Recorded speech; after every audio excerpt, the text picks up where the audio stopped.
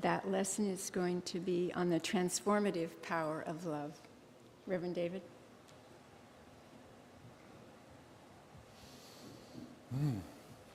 Good morning. Let's take a deep breath.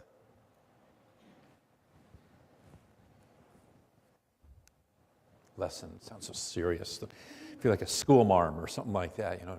We're going to explore the idea of the transformative power of love. Is that good? Is that cool? We good with that? I want to open with a quote from Ernest Holmes. It's one of my absolute favorite quotes out of this entire book.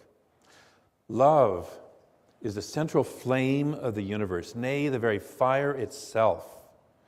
It is written that God is love, and that we are His life His expressed likeness, the image of the eternal being. Love is self-givingness through creation, the impartation of the divine through the human. And I love that opening phrase, that love is the flame, nay, the very fire itself of the universe.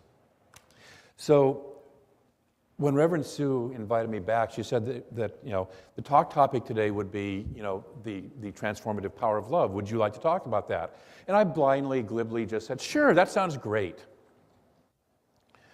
The problem is that when we give talks as ministers, we get to live our talk ahead of time. We're talking about the fire of the universe, right? Fire is transformative. All four elements are transformative, right? Water transforms, earth transforms, air transforms, fire transforms, right? But fire transforms quickly, powerfully, instantly. So it's like, oh good, what did I sign up for? And so 2 days after she gave me that talk topic, I found myself in a massive argument with my ex-wife. And the next day I found myself in another massive argument with my ex-wife. And the third day, the 3 days afterwards, I found myself in another argument with my ex-wife. The problem was she wasn't present for any of those arguments.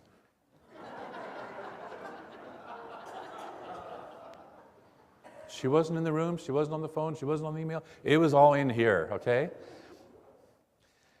And so I'm having this argument, and then there's you're going to think I'm weird maybe or maybe not, I don't know, but there's this part of me that sort of steps aside, and I'm looking back at myself, going, what are you doing? I thought you were over this. You know where this goes. You just work yourself up with a lot of anger energy in your body, and you waste a lot of time, and then you got to clear it out and all this stuff. You've been through this. What are you doing? And then there's another little voice that sits in the back of me, and it's sitting there going, this is about the talk. This is about the talk. Are you willing to let love transform this? Oh. And as soon as I said that, this other little part of me, in the Lewis Clark Valley, there's a hospital there, St. Joseph's Hospital, and on the 5th floor is the psych ward. Okay? And so it's quite common for people to say, you keep on like that, you're going to end up on 6th floor or 5th floor. If you lived in New York City, it would be Bellevue. If you were in Seattle, it would be Harborview, Lockdown. I was asking yesterday what it is here, and apparently there isn't any place here, so I'm safe. I want to move here because I'm safe, okay? So finally, this other little part of me, which is the kind of little angry kid part of me, sits there and goes, I don't want to let love transform this. I want to hang on to my anger. Okay, just in case, you don't raise your hands and embarrass yourself, but if you lift an eyebrow, has anybody ever had that sort of a conversation? I just want to know that. Oh, okay, good, I'm not alone, all right. For a minute, I was kind of worried there. I thought you might think I was really weird. And I am, in a good way, as we all are, in a good way. So I'm having this, and I'm finally sitting there going, I'm willing to let love transform this. I am willing to let love transform this. I don't know what that looks like, but I'm willing to let love transform this. I went through that for 3 days. 3 o'clock in the morning of the last day, I wake up. I'm short of breath. My body, I can feel the energy is all congealed and congested and stuck. And I've had that experience before over a couple of issues in my life, and I know what to do with it. So I start doing this. I used to be a rebirther, trained rebirther, and so I started doing a rebirth breathing, which is a yogic breathing. Find the place in your body where you feel the energy is stuck, breathe into it, release it, breathe into it, release it, and let it go. And so I started doing this breathing process. And I find that after I do that for a while, it's like it moves it out, and then I have this energy, and so I start doing prayer. And the way that I pray, some practitioners talk about their prayer chair. I have my prayer path. It's a little loop in my living room that I walk through, because I walk when I pray a lot of times. As you notice, I talk when, I move when I talk, I get my body involved. So I'm walking around this, doing a prayer, speaking truth, speaking truth. She is one with God, I am one with God, there is only love, there's only this oneness. And when I get finished with that, it's like I move to meditate. And now you understand why I'm single. And why so many ministers are either single or married to other ministers or practitioners or very loving people who support them, because I know that I'm not the only minister who does this, because I've talked to others. And so I'm doing this meditation. And I see in this meditation, suddenly this field visually opens up, and I begin to see layers of what this is inside of me. And so I see this opening layer, this top layer of anger. That's what I'm feeling, what I'm cycling through and expressing. And it's my shield, it's my protection. It's that hardened layer crust that I've got on top of it, because I don't want to feel what's underneath here. And so I see that layer. Now, if you'd asked me beforehand, I could have talked about this, but I got to visually and viscerally experience it. And underneath that layer, then, is a layer of fear. See, there were some things that happened as we were breaking up, as all breakups do, that didn't feel good. I was afraid of re-feeling those, and I was afraid of feeling some of the other feelings that I knew were down there, which we'll get to in a minute. And I was also afraid that if I re-encounter her again, we might get into that same dynamic again, and I don't want to do that. So part of me in my mind is rehearsing, well, she says this, I'm going to say this, and if she says that, I'm going to say this. Anybody ever? Oh, no, I am the only one. Okay, so, no, I know. Underneath the fear was a layer of shame. Why didn't I get out of this sooner? Why didn't I stop that whole process sooner? And underneath that is the core hurt, the feeling of hurt from all this. The thing is that I've been working for the last 6 months with this idea of giving up my belief in hurt. Because hurt, God doesn't experience hurt. And so I've been working on giving up the idea of hurt. And so I looked at that and I said, okay, so here's this hurt, and I feel it, and the sadness, and all this about the marriage and the relationship and the breaking up. But what's below that? If I no longer believed in hurt, what's underneath that? And what's underneath that was a layer of love. See, I didn't marry this person because I didn't love her. And that love hasn't gone anywhere. And that was what I was afraid of feeling. Because what I realized was I still love her, and I don't know how to be in a relationship with her. I'm very clear that I don't want to get back together with her. It's not that kind of love. But this is still a God being. This is still a beautiful, infinite presence of the one that we are one together, and I don't know how to be in relationship and still be in love and have my heart open. And so I got all these layers piled on top of it so I don't have to deal with that, right? And then I began to see that elsewhere in my life, I had these other layers from other hurts and other experiences in my life also piled on with protections and all these layers running underneath that. What I became aware of was this layer of protection, this hard shell of protection, and we all have one. We all do something when we get hurt. We put up a layer. Sometimes it's anger. Sometimes it's I had a friend who used intellectualism. I'd ask him how he was feeling, and he'd have a quote for me. Well, as Robespierre would say, and he'd have a quote, and I realized that he would never let me pass, or anybody else, pass that layer of that intellectual. Some people respond by criticizing. Some people respond by withdrawing and hiding out. But we all have a protective layer. We all have something we do in response to that, to when we get hurt. And I realized that I was doing that. But I realized that protective layer not only kept me from being hurt, guess what else it kept? The love from flowing up from within. What I become aware of was that I was not letting myself love things in my life. I just got through facilitating an intentions retreat for my congregation, in which I invited them to set intentions, stuff they loved, and what is the big, hairy, audacious intention they would love to have in their lives for this year. And then I'm also teaching the Prosperity 2 class, in which Mary Manna Morrissey invites people to, what would you love in your life? What would you love to do in your life, or be, or have in your life? And I realized I was encouraging people to do all this, and guess who wasn't doing it? The cobbler's shoes, and the children, But anyway, so I wasn't doing it, and I realized I wasn't letting myself love anymore. I wasn't letting myself love any aspect of my life anymore.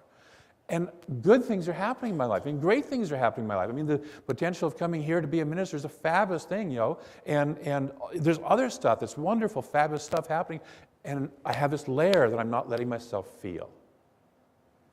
So I finally decided I needed to do a process that I do, and we're going to do this process collectively together in a few minutes. We're going to do a little internal process with this. But I want to talk about another way of letting love transform us. So if you'll put that aside for just a moment, we're going to move here, and then we're going to bring it all back together, okay? So imagine that life is like a line. Some of you may have seen this because I think Reverend Andrea used to talk about this. Imagine that life is like a line. And right here is the center of the line. And over here is sick, and sicker, and sicker, heading that way for a long ways, okay? And over here is not sick. A lot of us come into a religious science church or a 12-step program or something like that, oftentimes sitting over on this side of the line, right? That's what got me into religious science, 20-something years ago. And yesterday I met with the board and the practitioners and the staff, and a lot of people talked about how they got started in religious science. And oftentimes it was because they were called because something wasn't working in their life. By the way, you have a fabulous board and staff and practitioner corps here. And when they went, yes.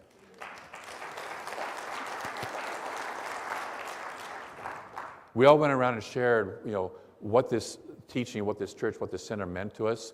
By the time we were 3/4 of the way around, there wasn't a dry eye in the room because there was so much heart energy being poured out. You have a beautiful group of people here. So most of us are working on that, and we are grateful to finally get to the point of not sick, just neutral, right? Guess what? There is a whole part of the line that goes over here, way over here, okay? Now, the thing I've just done here is I've walked out of camera view, haven't I? This line goes to infinity and beyond over here. How good can you stand it? And what our mind usually does is sits there and goes, go back, go back. I was trying to get Damien to give me a go back sign, but he won't. He's being cool back there. I told him ahead of time I was going to do this. When we talk about the idea of mental equivalent, our mental equivalent is the range that we feel comfortable in and can work in here. Now, sometimes that range goes from not sick to just neutral, okay? And sometimes that range, excuse me just a minute, I'm going to pull the center of the line up. We're going to bring it, come on, back here. Okay, so sometimes our neutral is right here, and we're hanging out over here. Life is good, right? Right? Hello? Okay. But guess what's over there? Bliss. Whole lot of stuff. That call that the poem talked about, that hand that we know is reaching out to us, that whatever is the next step. And oftentimes what we do is we won't take that next step because we don't know how to be who we are and do that next step. We get stuck in, I don't know how. We were talking yesterday about a little issue, and the issue was we don't know how to get from here to here. We want to, we know it's the right thing to do, we feel called, and we don't know how. Most of us get stuck in our lives because we get involved in the how. I've always had a saying that says, the what is mine, the how is God's. But we often try and figure out the how. So we're going to work with the process, and I'm going to invite you I'm going to tell a story to set this up. And I'm going to invite you as I'm telling this story to start thinking about something in your life, okay, that either is over here that you want to bring to neutral, but you don't know how. I want to have this be in this open, loving, hearted relationship, or open and loving, and still be able to deal with this person if they throw their stuff at me. Most of us have somebody who throws their stuff at you, right? It may be an ex, it might be a boss, it might be a coworker, it might be your kids, it might be your parents, and whether they're alive or dead, right? They don't have to be present in the room, okay? But we got stuff that's still working with us, and sometimes we don't know how. But we know that we know that we need to open our hearts again and be open and loving, right? Some of you may be over here where it's like, yeah, my life is good, and yet I'm being called. I really know I should be a practitioner. I really know I should be doing this. I really know that this is my next step, and I feel it, and I'm called, and I don't know how, and I'm scared. And so what we're going to do is a process, and I want to set up the story for this process. And the story comes from the Hebrew Bible, which is a collection of fabulous soul stories. There's a king, and he was a good king. He's one of the later kings in the journey of the Israelites, and most of those later kings were not all that great at kings. But this one was. He was a good king, but he had a bad problem. The bad problem was the Assyrians were at his door. They were sitting on the border, and the Assyrian king had sent him a notice that said, basically, you have a choice. Either you'll give us your entire army to go fight the Egyptians, because that's where they were going. They were heading down to fight Egypt. Either you will give us your entire army to go fight Egypt, and for the privilege of us letting you live and passing through, you will pay us taxes for the rest of your life and the rest of your existence, massive amount of taxes. Or we'll kill you all. That's your choice. Isn't that a great set of choices? That is a no-win situation. And so the king goes in and he calls his advisors in, he calls his wise men and he calls his military people in and basically says, what are we going to do? What can we do? Here's this massive Assyrian army at our door, at our border, and this is what they want. And the generals point out that if you send the army, one, we have no army to defend ourselves at all, and two, they will use the army as the front lines when they march into Egypt, and they're going to basically all get killed off walking in. Or number two, and so Henry's trying to find a loophole out of the agreement with the wise men. They can't find that. So he's tried his intellect, the wise men. He's tried his anger, warrior energy, body, the generals, and nobody has a solution. He finally says, everybody go home. In the middle of the night,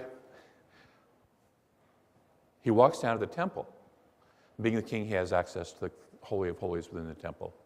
And he walks into the temple and he takes this whole agreement and all the stuff that the Assyrian generals send and basically places it on the altar of God right in the center of the temple and says, I don't know what to do. This is yours. Okay? I don't know what to do. I let it go. I've done everything I know to figure this out. How many of you have something in your life where you've done everything you know to try and figure it out and you still don't know what to do? Yeah. Look around. It's the part of our process of being alive. And so we're going to do a process. And I'll give you the ending of his story, of the story in the Bible. 3 days later, the Assyrian king gets sick and immediately dies. His son then, of course, inherits the army. And his son is sitting there going, what the heck are we doing?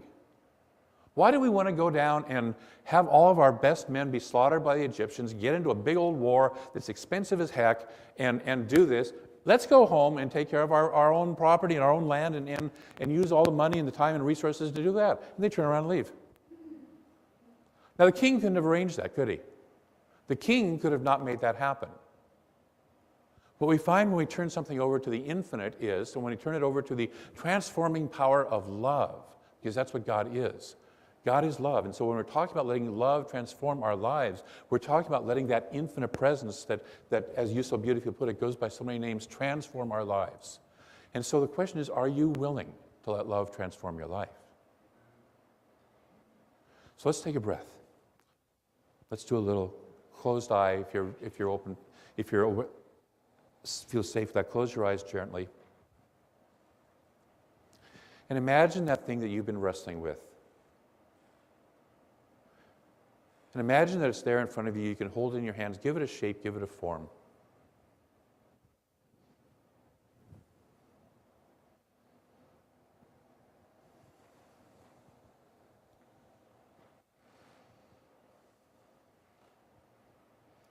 Now imagine that you get to walk and carry that form.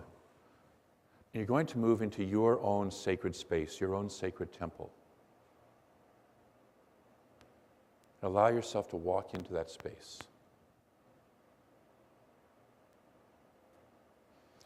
At the center of that space, you find an altar. It's the place where you feel the most connected with the divine.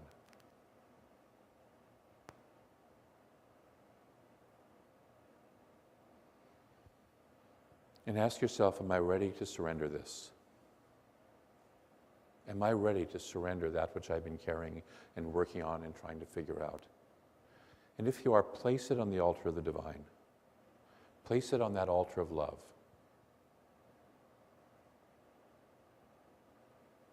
And step back. Notice if there are any hooks running between you and it, and detach those from your body.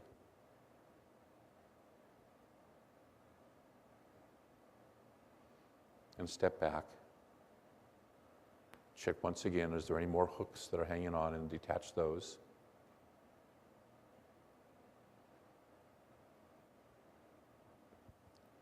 And I invite you to simply say internally to yourself, I give this to the transforming power of love. I give this to God, to Buddha, to Yahweh, to whatever name you want to give it, the Spirit, the infinite presence that knows. I stop trying to figure it out with my little mind, and I surrender it, I let it be.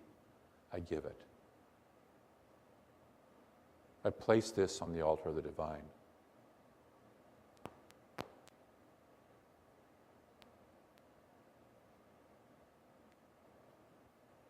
Imagine yourself now immersed in love, the infinite love.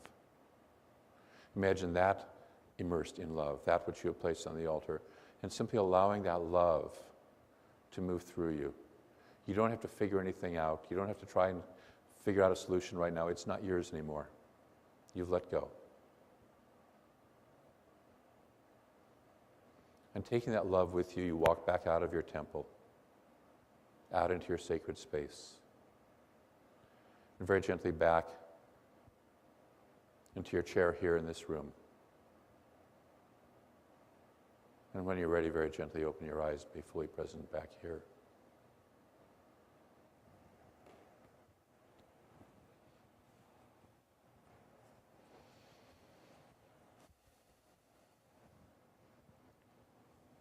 There's a trick to this process.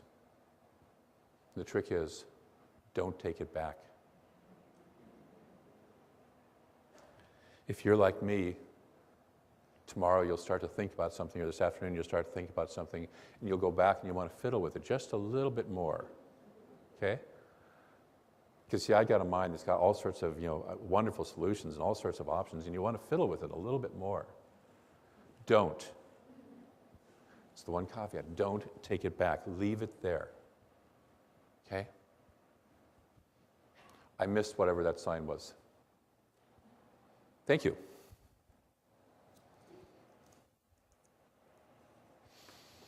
So this week, if you remember me from last time, I always give homework for my talks, okay? This week I invite you to take and play with this. So I invite you to do 3 things. Number 1, be willing to let love transform. Be willing. When I work with people in counseling, oftentimes I ask them, are you willing to have this happen in your life? And sometimes they'll sit there and go, I'm not there yet. And I appreciate the honesty. I'd rather have them say no, because they mean no, than say, well, yes, and not mean it. And so they'll say, no, I'm not really quite willing yet. They say, well, would you be willing to be willing? Maybe. Okay. Would you be willing to let this happen? Because see, anytime we open up that willingness, if we open the door just a crack to Spirit, it can come in, it can flow. As long as we got the door shut tight, it ain't flowing. But if we'll open it with our willingness, just the tiniest little touch, it says yes, and it will start to flow. So step 1, be willing, or at least be willing to be willing, or at least be willing to be willing to be willing to be willing to be somewhere down the line willing to let love transform it. I'm willing to be transformed by love. I'm willing to be transformed by that infinite presence that is greater than I am. I'm willing to say yes. Step 2, place it on the altar of God. Whatever it comes up, give it to God. I mean, you do your due diligence around it. You do what's yours to do around it. But if you hit that point where you're sitting there going, I have no idea what to do next. I am blocked. I am stuck. I have no idea how to handle this. Give it to God. Place it on the altar of God. Stop working it. And the secret is, remember? Come on, the secret is? Don't take it back. Don't take it back. Place it there. Don't take it back. And finally, step 3, take the time to immerse it and yourself in love. You're already immersed in. Most of us aren't aware of it, but we're immersed constantly in the infinite love of the divine. And most of us have these little shields and protections and I don't want to look at that, processes that we don't want to do it. Be aware of how immersed in how much love you are. And let that move through you. And let that transform whatever's in your life. I want to close with a quote from Ernest Holmes.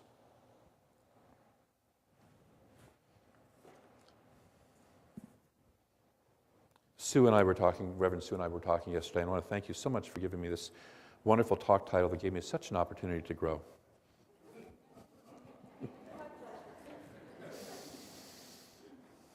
And actually, I mean that quite sincerely. We were talking yesterday about this teaching can sometimes seem heady. Ernest Holmes can sometimes seem very focused on the law and not much of the love. And yet this is how he closes out the whole section called Other Teachings, which in a way is the ending of the kind of basic science of mind textbook part. Who is born of love is born of God, for God is love. Without love, nothing can be accomplished. With love, all things are possible.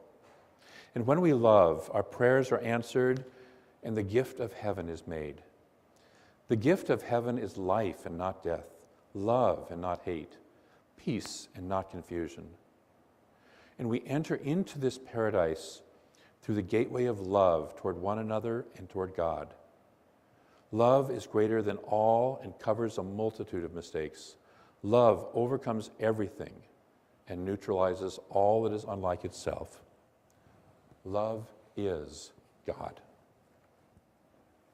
Let's pray.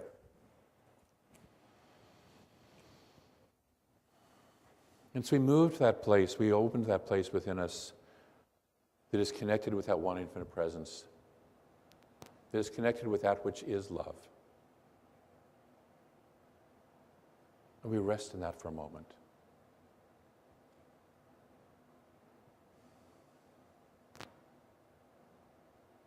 We recognize that there is one infinite presence, only one life, only one. That one is pure absolute love. This love shows up through creation, as our opening quote said. It shows up as relationship. It shows up as money. It shows up as healthy body. It shows up as career. It shows up in every single way and dimension of our lives. But it is all ultimately love. Love is all there is.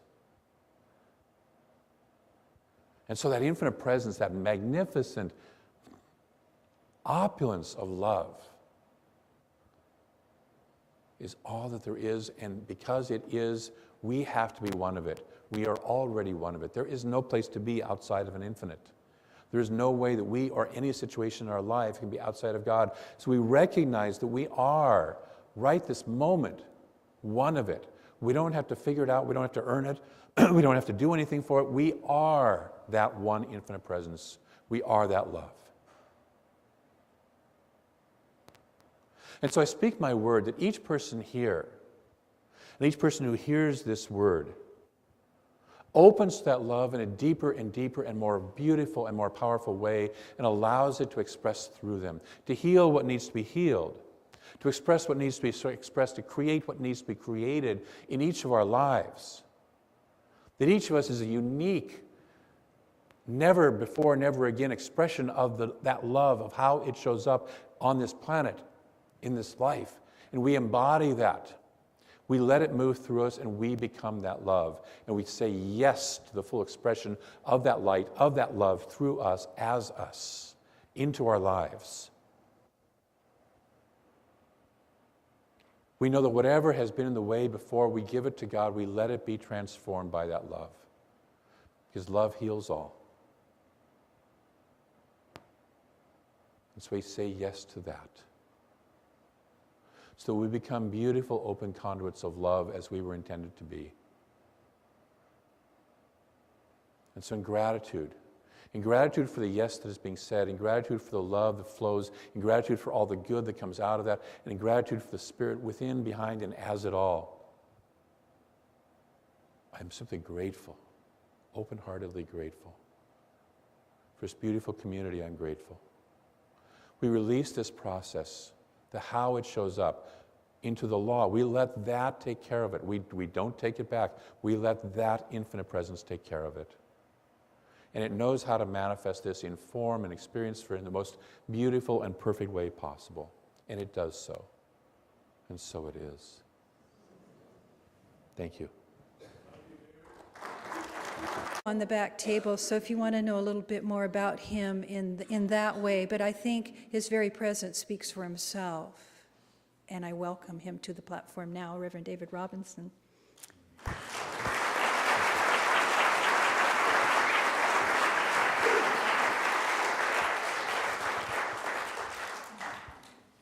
Somewhere up here I did have notes.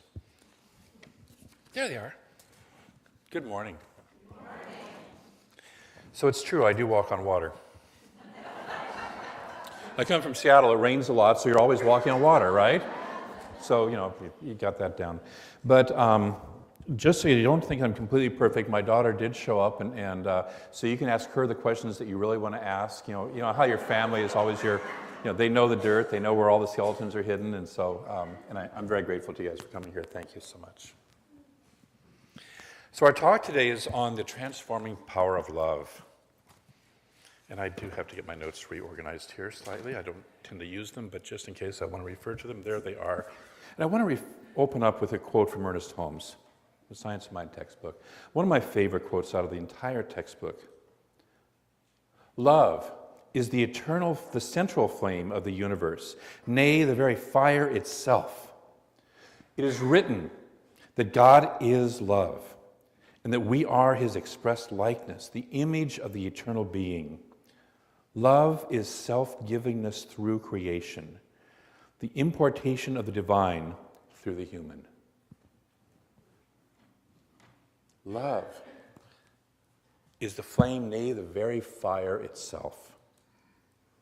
I love that imagery. When Reverend Sue asked me to come and speak, she said that the talk title that they normally had scheduled for today, and I could have picked anyone I wanted, but she said was The Transforming Power of Love. Well, I love love. Who doesn't love love, right? And so I said, sure, that sounds great, blithely, not thinking, because what happens is, as a minister, we get to live our talk before we do it. And I'm talking about the transforming power of the fire of love. And of course, fire is a transforming agent. All the elements transform, right?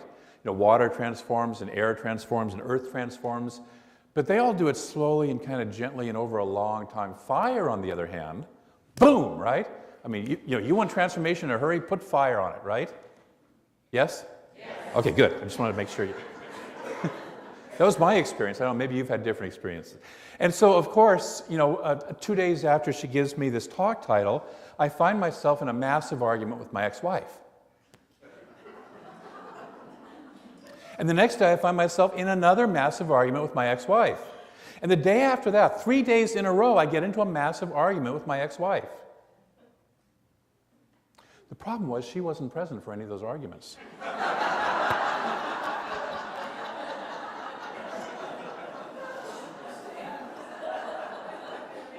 Yeah. And the first day I'm having this argument, you think I'm weird. The first day I'm having this argument, I suddenly become aware that there's a part of myself that has stepped off to the side and is looking back to me going, really? What are you doing? I thought you got over this. We haven't done this for a long time. What are you doing? You know what happens. You spin yourself up and get all this anger energy in your body, and then you got to spend time release it, and you waste time. And why are you doing this? And then there's this little voice back here that's kind of gently saying, it's about the talk. It's about the talk.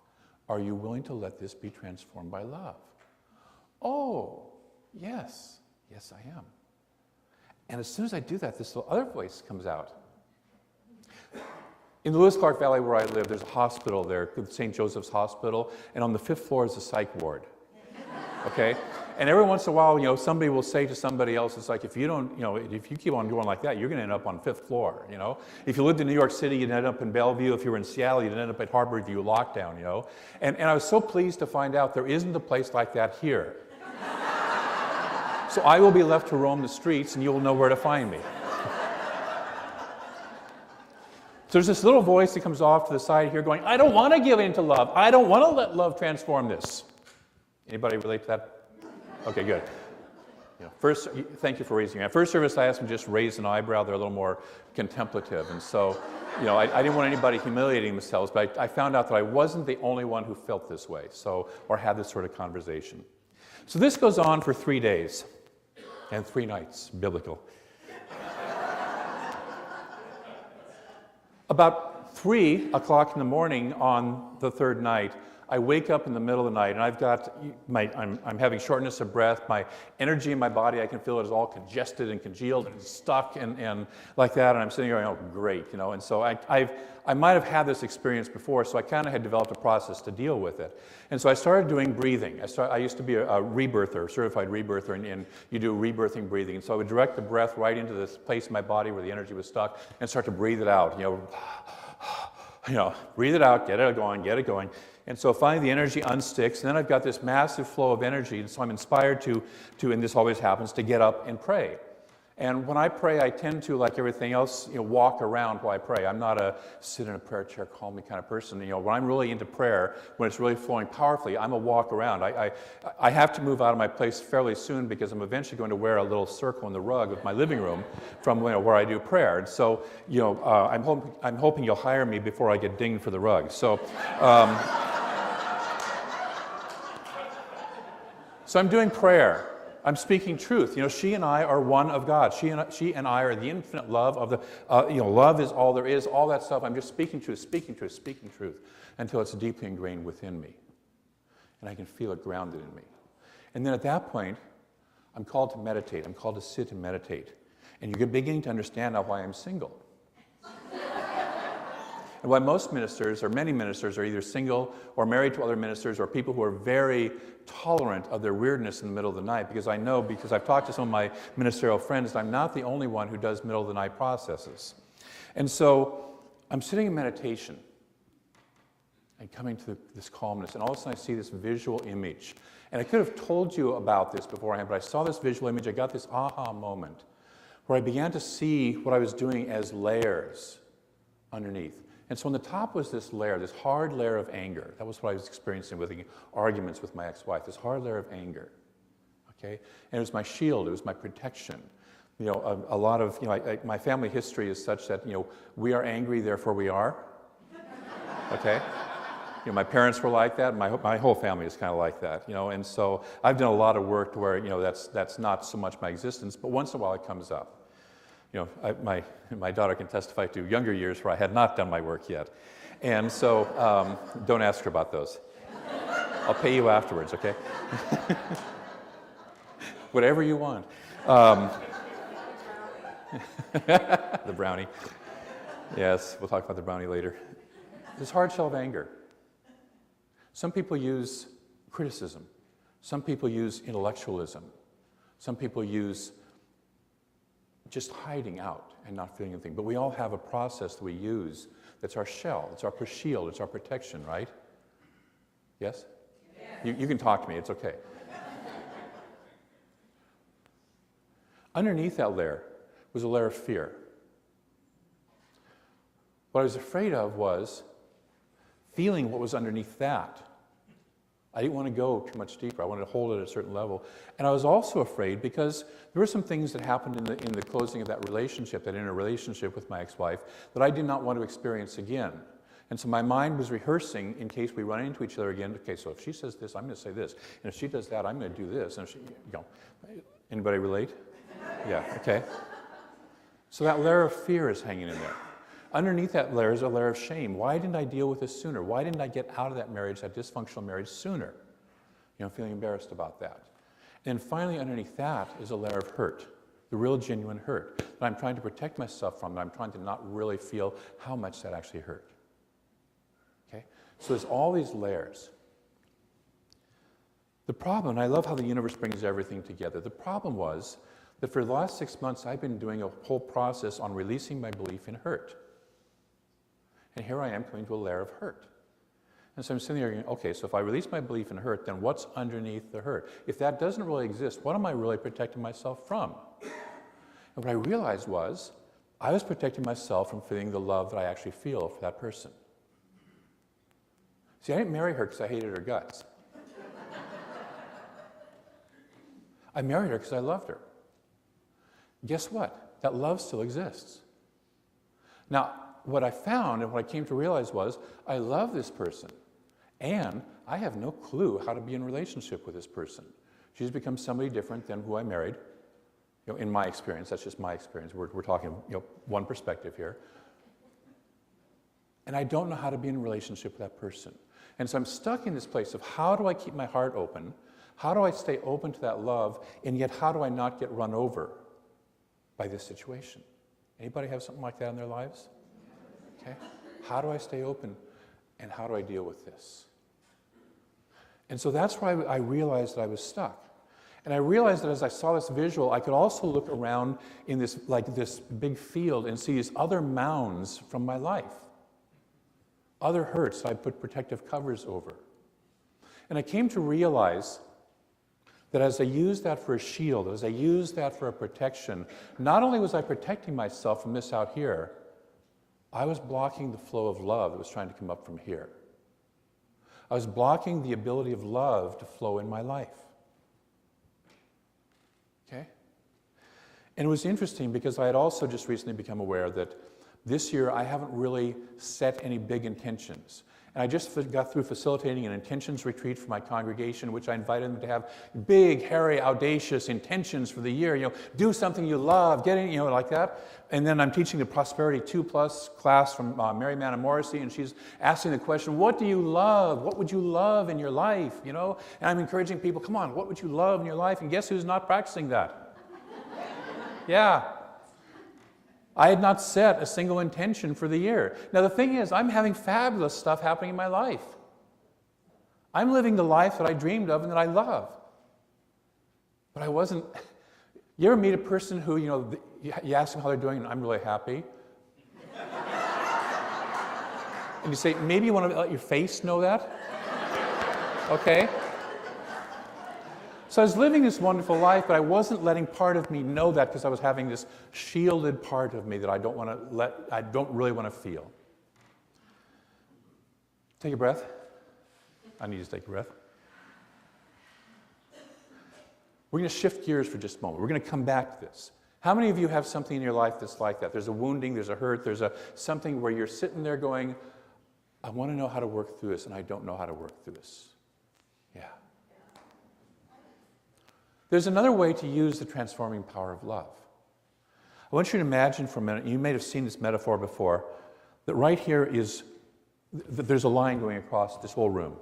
Right here is neutral. Okay, right here is just neutral.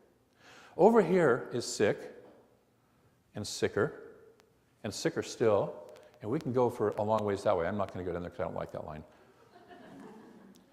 And we spend a great deal of time, we come into a church like this, we come into a 12-step program, we come into something where we finally get to the point in our life where we say, I've had enough of that, and I'm doing something to change it.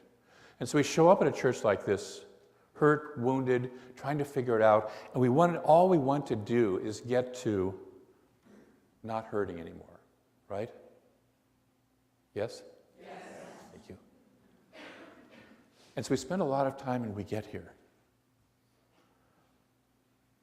What happens, however, is once we're here, then what? And what we forget is that over here, there's better, and even better, and fabulous, and magnificent, and heading for bliss. Okay? Now, right now, where am I in terms of the camera? You're on.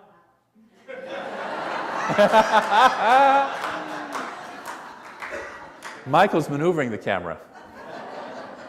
The truth is that if he wasn't doing that, the camera is focused to see me here, right? That's how our mental equivalent is for most of us. We have a mental equivalent that sees us as moving from here, wherever here is, to here. Now, for some of us, we can take this neutral line, and just for the sake of the visual, I'm going to move the neutral point up here, so give me a moment. Pull the line, come on, sit down here. Okay, so neutral for now, for some of us, once we've been in here for a while, we start to move from things are neutral. I don't spend a whole lot of time on sick anymore. And so I spend much more of my time here, but I spend it to a certain range here and I don't dare go beyond that. Out here is the magnificent good that's calling me. Out here is my bliss, but I'm good. My life is good. My life is good. Don't rattle my cage too much. My life is good. I have a friend, a teacher, who says, don't let good be the enemy of better. Don't let good be the enemy of better. See, the universe is expanding. Have you noticed? Have you read that in science? Scientists tell us that the entire universe is expanding. I love the metaphor that I heard was it's like if you're standing inside of a mound of dough to make raisin bread, okay, and it's rising. It's in the oven, it's in a warm space to rise. Not only are the raisins moving out and expanding away from you, but the very fabric of the bread itself, the dough itself, is also expanding. And that's what scientists say is happening in space. That's what's happening. Now, because I spiritualize everything, everything is spirit, what I say is that's the nature of the divine. It's constantly expanding its expression. So guess what happens if we try and stand right here and say, I'm going to just hold on to my good. What's happening to the line at the time? It's moving. It's expanding. And if I'm trying to hang here and say, I'm just going to keep my little good, I'm just going to hang on here, no matter how good it is, in effect, you're moving backwards. Okay? Even if you're standing still, because guess what? Everything else is moving forwards. So out here is the call for what do I want? But most of us get stuck and get hung up because, guess what? We don't know how to get over here. I know how to do my life. This is where my camera is. This is where my familiar way that I look and see things is. This is my mental equivalent, as we call it in this teaching. This is what my normal is. And I get scared to move over here. Just leave the camera alone, Michael. I get scared to to move over here. And for the sake of our visual audience, I'll come back. Once again, I feel something calling me. I feel this love. I feel this call in the universe, and I don't know how to do it. Would you be willing to let that be transformed by love? Because that's what will transform us to moving out here. Because this is the call of love, that infinite universal love, calling us to be the more expansive who we are. See, you as a congregation, the reason you're looking for a minister, the reason you're doing this is because part of this dance, you're looking to be called into your next yet to be. You have a fabulous history. You've had fabulous ministers all the way through, right? And some you say, oh, well, that one maybe not so much. Maybe I had some issues with, but you've had fabulous ministers. I know that because I can see this. I can see the radiant love in this room, and I can feel it. Yesterday we met with the board and the practitioners and the staff, and we went around and shared what it was we loved about this place and this teaching. And by the time people were done, in fact, way before people were done, there was not a dry eye in the room. You have this fabulous, heart-filled board and practitioner body and staff that loves you and loves this place. Do you know that? Yes. Yeah, they're fabulous people. And so I felt this love. So you've had fabulous, wonderful history, and you're whole, perfectly complete, and wonderful right now. And guess what? There's more. It gets better from here. Right? And I say that, by the way, whether you select me or not, it gets better from here. That's what the truth is. That's what the universe is calling forward. So it's not about me personally. It's about the universe is calling you forward, and you guys are saying yes. Okay? So we're going to get love transform this. So we're going to do a process. We're going to do a closed-eye process in which we're going to do a process called letting love transform. So I'm going to tell you a story to lead you into the process, okay? I like stories. They stick. And while I'm telling the story, I invite you to think of something in your life that you would like to let be transformed by love. It may be something that's over on this side of the line where you're feeling not okay about it, not healthy, and you want to move it to neutral. Or maybe something over here where your life is good and you're finally saying, yeah, I've been hearing that call to be a practitioner for a really long time. I've been hearing that call to upgrade my relationship for a really long time. I've been hearing that call for my vocation that I really want to do for a really long time. And I don't know how to do it. And I'm willing to let love transform that. Okay, so we're going to do that process in a minute. But I'm going to tell you a story to lead into this. Once upon a time, there was a king. I always have to start off with once upon a time, and it's good to have a king in it. This particular story, by the way, comes out of a collection of stories known as the Hebrew Bible. And this king was one of the later kings in the lineage, and most of the later kings in the lineage, if you read through the Bible, were pretty much scoundrels. This one wasn't. He was a good king. But he had a bad problem. Because it came to pass that sitting on the side of his border was the Assyrian army. Big, mean, nasty Assyrian army. They were on their way to go do battle with Egypt, because if you're the biggest kid on the block, you want to go do battle with the other biggest kid on the block, right? And Egypt was always the other biggest kid on the block. I mean, if you show up for the Super Bowl, you don't want to play the Buccaneers or the Bills, you know? You want to play the Seahawks or the Broncos, right? You want to or the 49ers, you know? You want to play... I'm going to have conflicted interests here, I can see. 25 years in Seattle, okay, I can't help myself. But the 49ers are also a great team. But you want to play the biggest kid on the block. They really are. I mean, that was a far better game than the stink-up, you know, Denver Broncos. I'm saying that on record, aren't I? Oh, well. You'll get emails. Let love transform them, yeah. So the Assyrians are sitting here, and the Assyrian king has sent him an ultimatum.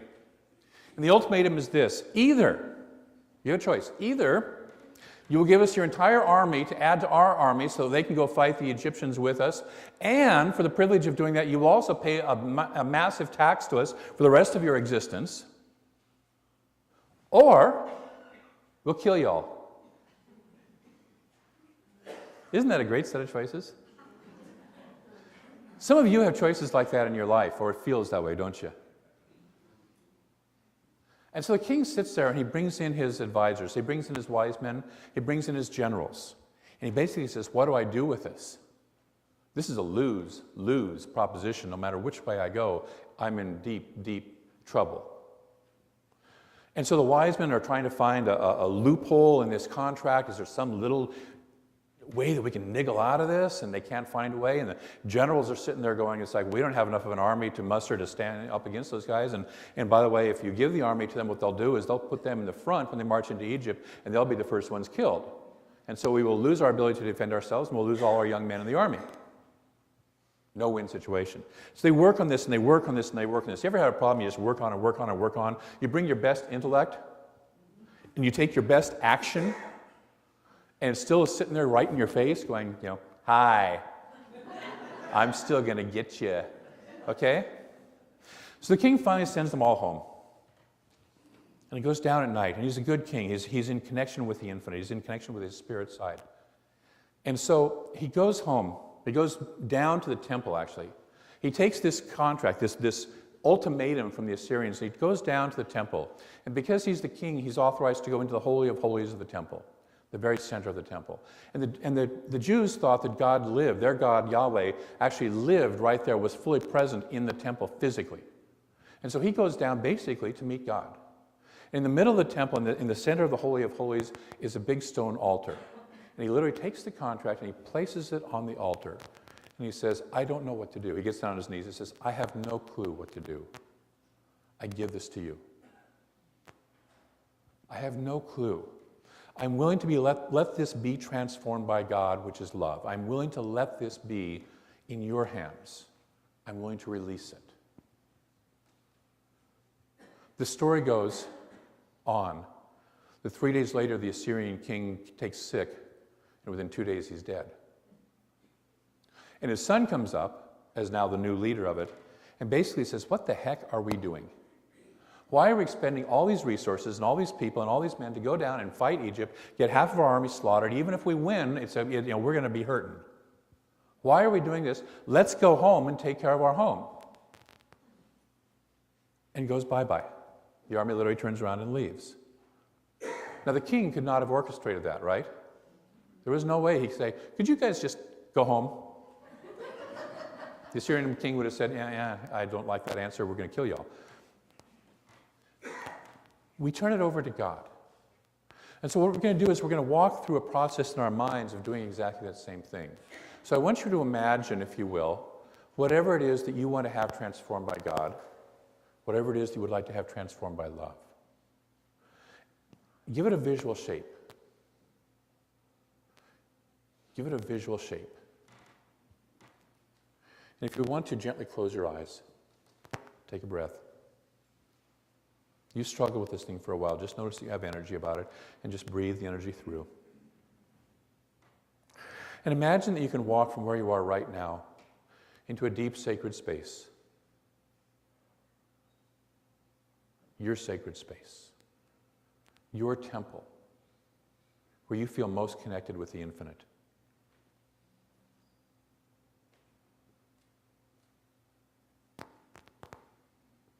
And you arrive in that temple. You arrive in that sacred space.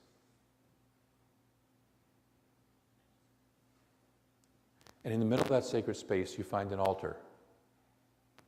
Whatever that looks like for you, an altar.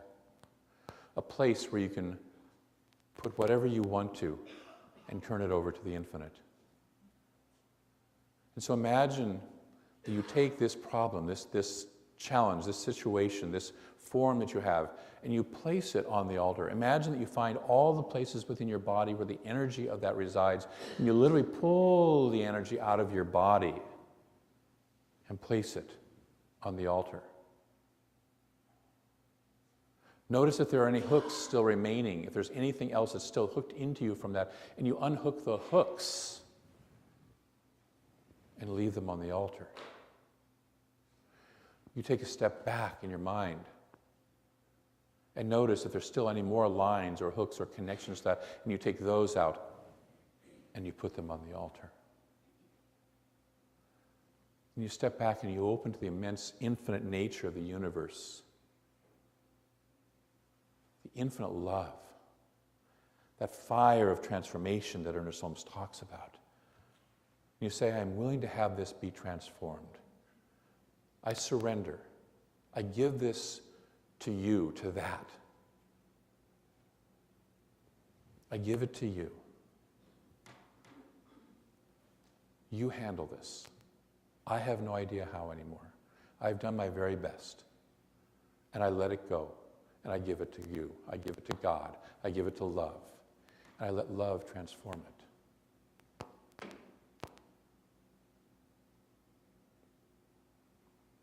And breathe that in and out. And take a step back in your mind. And begin to turn around and leave your sacred space. And imagine yourself able to return to the chair you're sitting in, present in this room here. And very gently, when you're ready, open your eyes and be fully present back in the room.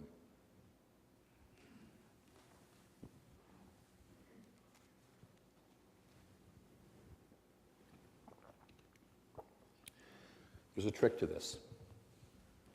There's one important component. Don't take it back. Don't take it back. Right? Because if you're like me, I've got this very active intelligence that this afternoon or tomorrow morning will say, oh, I just thought of something. I could go back and fiddle with just this little part of it. If I just did this, I can niggle with it a little bit. Don't. Trust me. I've been there, done that, got the t-shirt. Don't do it. Don't take it back.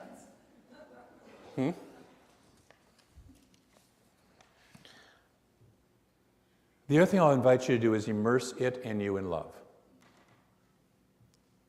Notice that you're immersed in love. Let the love heal it, and let the love heal you. Love what you want into your life. A lot of us try and force it into our lives. A lot of us try and bring it in through the power of just magnificent will or infinite will. Love what you want into your life. That's the transformative power of love. So your homework, those of you who were here a month ago when I was here, you know that I always give homework at my talks. If you're here to skate, it's okay, skate, but I give homework at the talks. Number 1 this week, be willing. See, if we're willing to let love transform it, just willing. See, that's where I started off. I was willing to let love transform that situation. I was willing to let love transform what I was feeling. If we're just willing, it opens the door to spirit. You know, I have some people that I've counseled with that sometimes I ask them, are you willing to have this, open up in your life? And I love them because they're honest. They'll say, no, I'm not quite there yet. And so I ask them the question, would you be willing to have this open up in your life? And usually most people about there will say yes, and a few holdouts that are really into resistance will say no. And so I finally ask them, would you be willing to be willing to be willing? Okay? And they usually get to yes on that one. It's safe enough, it's far enough out. I don't have to be willing today to do it, but I'm willing to be willing down the road. All it takes is for us to have a willingness for Spirit. All it takes is a little crack in our door to open up, and Spirit rushes in and starts to do the transformative process. Are you willing?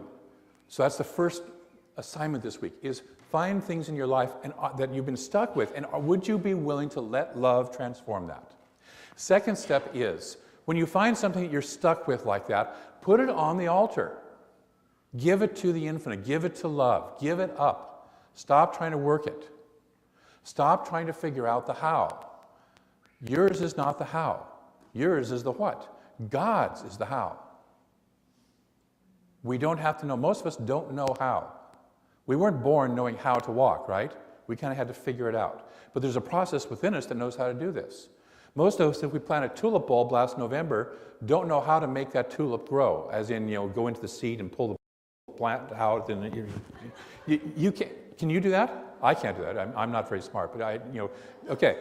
So we don't know how to do that, but there's a process that knows how to do it. We give it to the process and let it grow. The third thing we're going to do is immerse it in love. Take whatever situation you've got going in your life, whether it's on this side or on that side of the line, and immerse it in love. Let that love transform you and it and merge you together. That's your homework. Be willing, give it up, let love immerse you. I want to close with a quote from Ernest Holmes.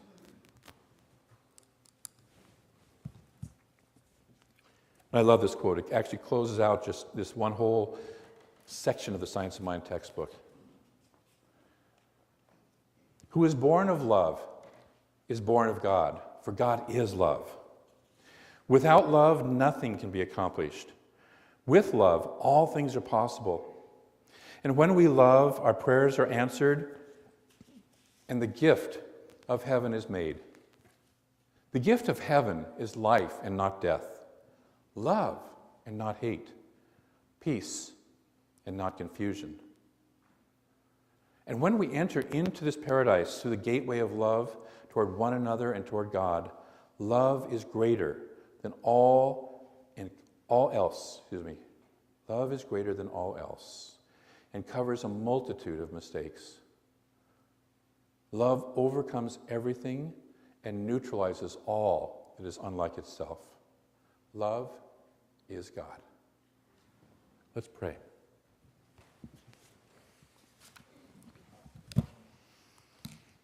And so we open to that infinite presence. We open to that infinite love. And whether we call it God, whether we call it Spirit, whether we call it the Buddha mind, whether we call it the void, whether we call it Yahweh, whether we call it Allah, whatever name we give it, it is beyond all those names. It is that infinite love that every mystic has touched and spoken of. It is a love beyond our understanding and our imagination. That is the infinite universe. That love is the very fire, the transformative energy that transforms anything unlike itself into love. And because that presence is infinite and there is no other presence in this universe excepting that presence, that one life, we are one of that one life. We are one of that infinite love. We are that right here, right now. We don't have to earn it. We don't have to do something to get it. We are that infinite love. We are individualized expressions of that one love, perfectly expressed. And so I speak my word that this week, and ongoingly in the lives of each person who is here and each person who hears this word, that we allow that love to express in ever and ever and ever greater ways. We take down the shielding, we take down the protection, and we allow love to just simply radiate out from us, out into the universe, out into our world, out into every detail of our lives. We allow it to radiate through us, through our body, through our relationships, through our work, through everything we do and what we are and we have. We simply are openings to love. We say yes to love. We say yes to that magnificent, infinite presence. And we allow it to just simply transform anything that looks unlike love into love, because that is what the universe does. And for this, I'm grateful. For each person who says yes to this infinite, I'm grateful. For the love that is moving through and as each and every one of us, I'm grateful. And for the spirit behind it all, I'm ever so grateful. And so we allow this to move. We say yes to this. We let it go. We don't have to figure out the how. We let the process of the universe itself, that which we call the law of nature, the law of growth, the law of expression, move through us and do its work. We have simply transported and planted into this law the idea of love in our lives, greater and greater and greater than ever before, and we let that love manifest in the most beautiful ways possible. We let it do its thing. We take our hands off. We let it be. And together we say, and so it is. Thank you.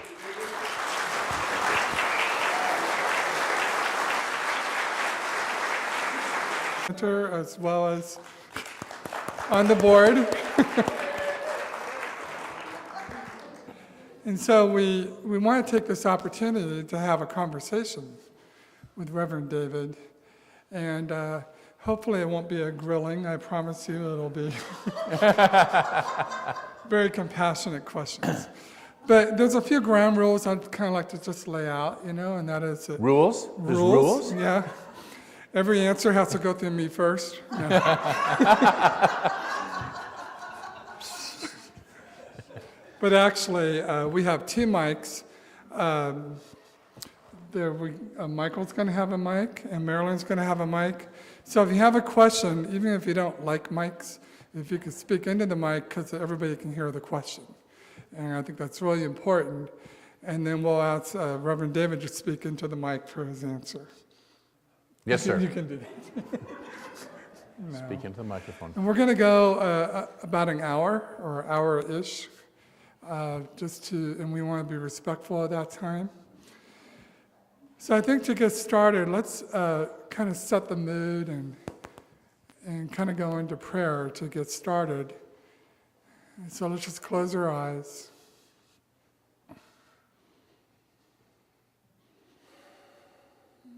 As we hear the silence that's always there become more manifest.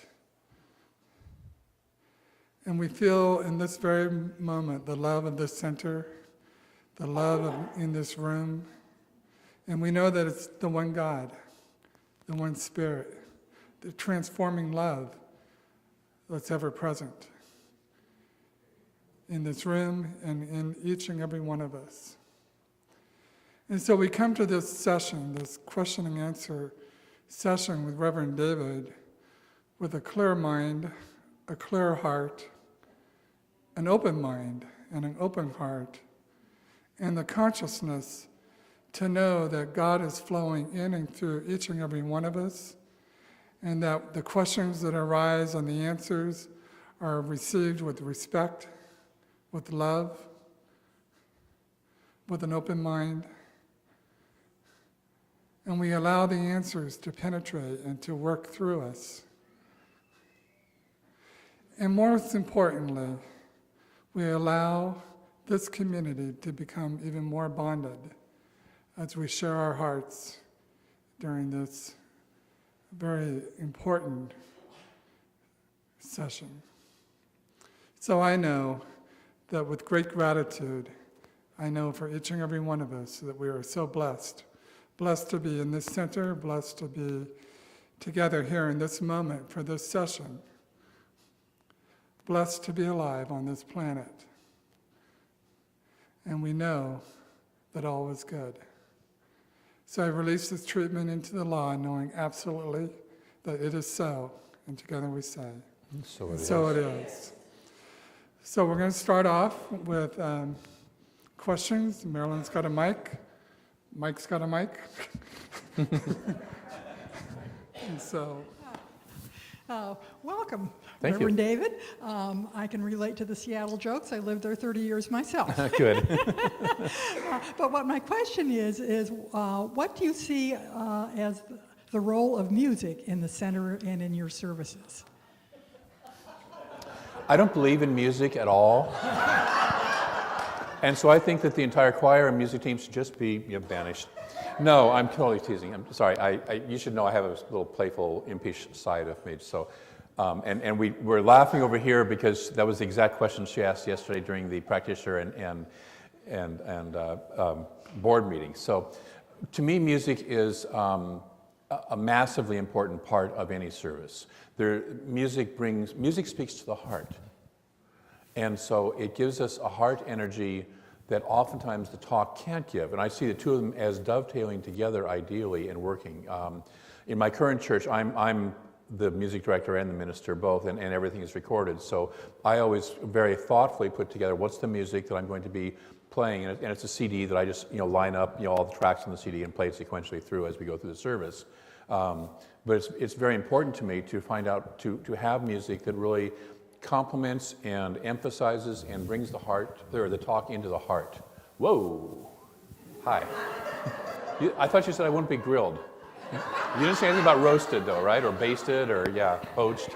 Yeah, there's no liquid, so I can't be poached. But so I see it as a very, very important part of it. When we were going through ministerial, they said school that they said that music should be about 40% of the emphasis of the service. That doesn't mean it takes 40% of the time of the service, but because music is a high impact experience and it's an emotional experience.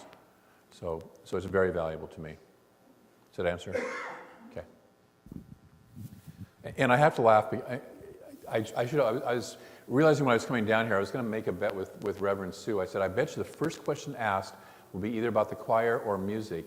Because all through the process, I kept getting this odd little question in my questionnaires, and it was, how do you feel about the influence of a choir, on the church or on the service like that? And I kept looking at that question, and kept repeating, and I said, so what's going on with this? There's obviously some energy here. So I wish I would have bet you, because I might have just won a brownie or a couple bucks or something like that. So, yes, who had? David, I wanted to ask you, what got you started on the spiritual path to become a Science of Mind minister? So the spiritual path, or the Science of Mind minister, or the Science of Mind? Because it's a long journey. It's a long journey. Well, apparently you felt this calling, to become a minister. Hold your microphone up. Apparently you felt a calling to become a minister, so Yes. I just wondered. So how I got to being minister from... Yeah, if you could share some of that with us. Yeah, how you got to become a minister. In other words, what drew you to doing that? What drew you to becoming a Science of Mind minister? Well, my ex-wife that I talked about today, and I went to, she had a calling to be a minister right from the start, from practically the first time she walked into her religious science church. I didn't. And we met at the church. I mean, I've been in the church actually much longer than she had come in. I'd gone through practitioner training. I was a happy practitioner. That was good. Life, you remember me talking about that, you're happy right here. And so, but she had this calling to be a minister, so we went to an informational meeting up in Seattle about ministry, and I went with her just because we did things together back in, those are the good days, we did things together back in those days. And I remember distinctly driving home from that meeting, and I remember the exact spot where I was in the 520 freeway when I went, why wouldn't I be a minister? I was the kid who was building altars in the basement saying Mass when my friends were out playing baseball. I've been the Zen Buddhist, I've been the Taoist, God has been this pursuit of my life from day practically, as early as I can remember. I've had mystical experience with Jesus when I was 13 years old and the whole, bit and some others, with that. And so it's sort of like, well, duh, why wouldn't I be a minister? So is that, some people get a real call for it and other people just get a kind of a whack up saying, like, why haven't you been paying attention for 50 years? So that's kind of what got me into it. And once I dove into it, I said, this feels so right for me. This is like the culmination of everything I've done in my life, including all my work life, all this stuff. I just felt was this embodies that. Yeah.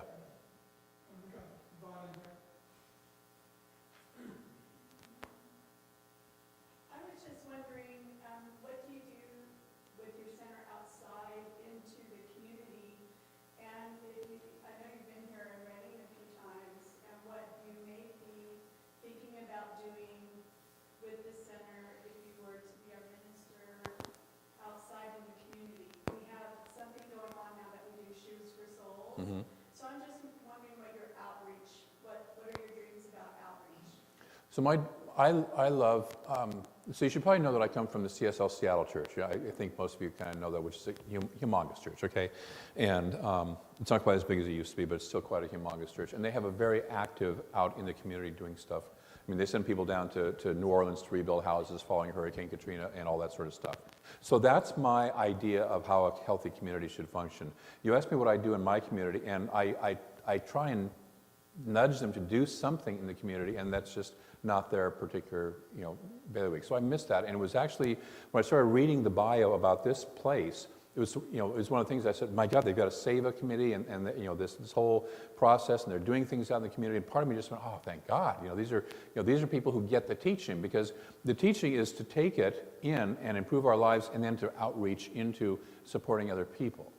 And so to me, outreach is a very important part of the community, just in the giving itself, just for the purpose of giving. One of the byproducts of that is some people start to hear about us and say, hey, who are those weird people that do Souls for Shoes or Shoes for Souls or whatever it is, and or other things in the community, and will start to show up here also. But I don't do it for that purpose. I do it because, as the quote said today, it's the nature of love to express through us, to give through us.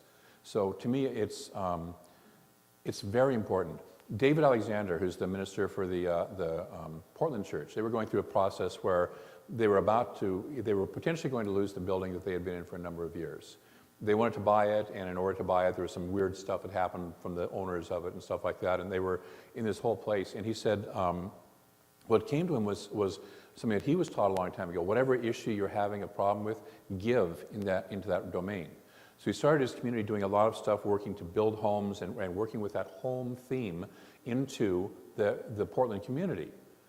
And so they started doing that, and within a year's period of time, all the stuff that they had with the owners of it cleared up, and they were able to buy their church and own it outright. So it's like taking a look at where it is that we want to work, where it is that we want to expand, and give to that. And it's the same thing we talk about. If you want more time, give time. If you want more money, give money.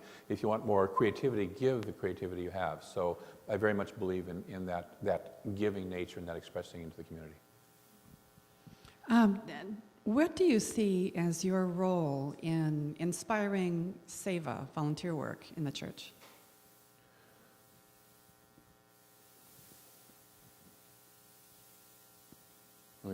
Sometimes I like to just be with the question, so just give me a moment for that. Actually, can I ask you, is there a history that you're asking behind that? I'm Sherry Miller. I'm the head of the captain of the cleaning team for the last 20 years. And I think all of the SEVA teams here are wonderful, wonderful people and benefit so much. Mm-hmm. And we're trying to find ways to inspire other members to enjoy that. Mm-hmm. And we're failing. Mm-hmm. We're all in need of volunteers. And so I'm wondering, what has your experience in the past? Have you had success doing that in other churches? Mm-hmm. What are your thoughts? So making it attractive to people and enjoyable for people, and finding ways to do that and communicate with them. Communicating from the spiritual perspective, why would I want to volunteer? Why would I want to clean the church? I would want to clean the church because I'm giving of myself and of my value into sacred service, which is what SEVA is. And if I can make a slight note, I would invite, because I realize that when newcomers come to this church, we talk right away about SEVA, and many people have never heard that word. And so one of the things I think is important, one of my friends a long time ago said, unless you can teach religious science where the construction worker across the street can understand that, you know, and so I would move us away a little bit from the jargon of seva, not I necessarily totally changing the agree name, with you. I but agree calling with it, you know, service and so, or giving, or, you know, playing in the, you know, the church or whatever. So I just wanted to make that little aside that I just noticed with a fresh set of eyes that I was sitting here going, you know, they start off with the word seva, seva, seva, and it's like, you know, if I'm a new person, it's like, what the heck is save a what? Save a whale? Save a money? Save a what? You know? So, and I don't mean to disrespect the term at all. I understand the sacredness of it, but for a new person, they don't have that history. So, but to get back to your question, the first thing, as a minister, I look at, and as the leadership team, I look at where does that live within us? So if there's a reluctance for volunteers happening, where does that live within me, and start to heal that? If there's a reluctance to volunteer for volunteers happening, where do we in the consciousness, it may not look like it, but where do we in the consciousness of the leadership team maybe have a resistance or a belief in struggle or a, you know, nobody supports me, and how can we start to heal that? And because we're totally about consciousness first.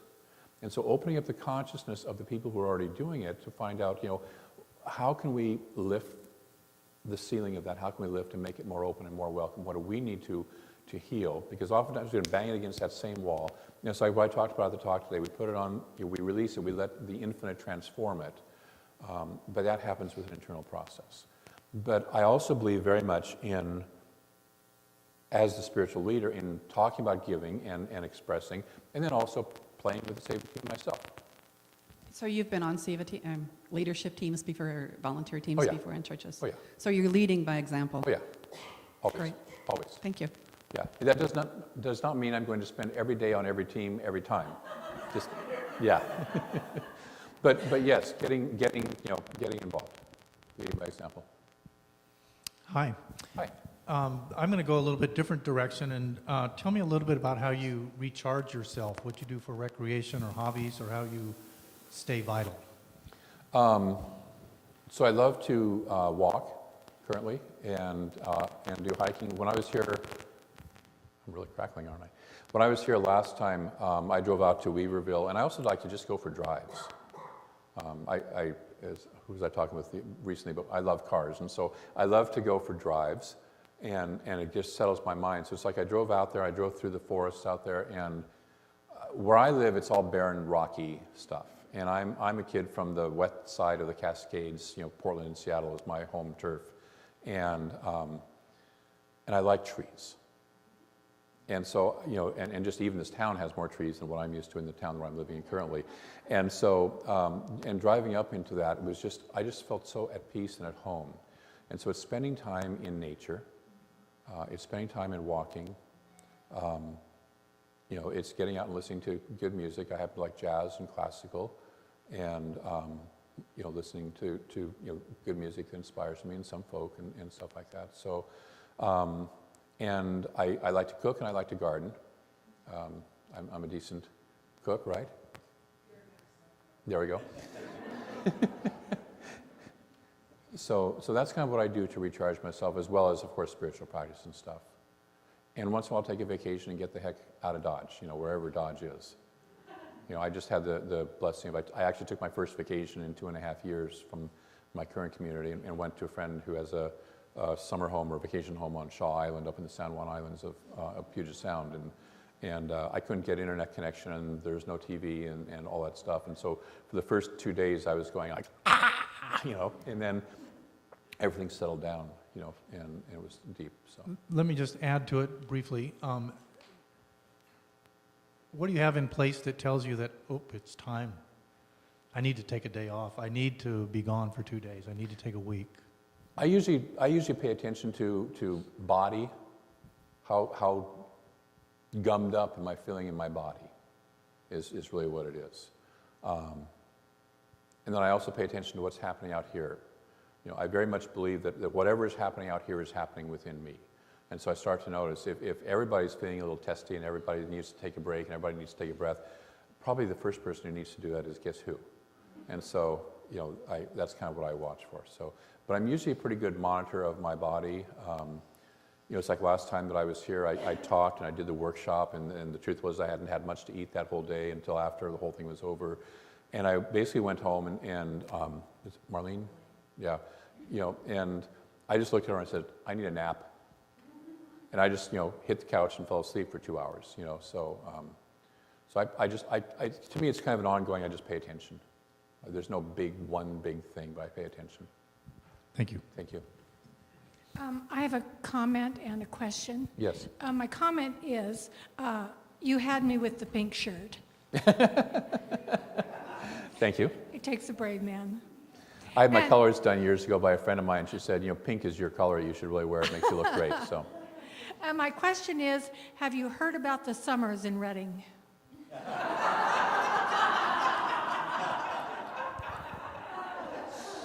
there's summer in Reading? I heard that it's a lovely about 80, 85 degrees. Yeah, okay, yeah. At night? Yes, I have heard about the summers in Reading. Everybody who, when I say I'm looking at Reading, it's going, it's so hot there! Okay, so yes, I have.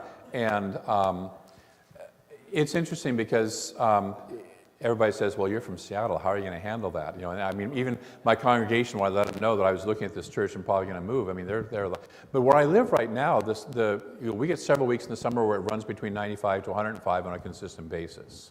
So I say, you guys have helped me to acclimate to what I'm going to be stepping into. It's just a little bit more, and I know how it is. You move from, I'll go from an air-conditioned office to my air-conditioned car to my air-conditioned home, and you don't do strenuous exercise in the middle of the afternoon, and so, and it's a dry heat.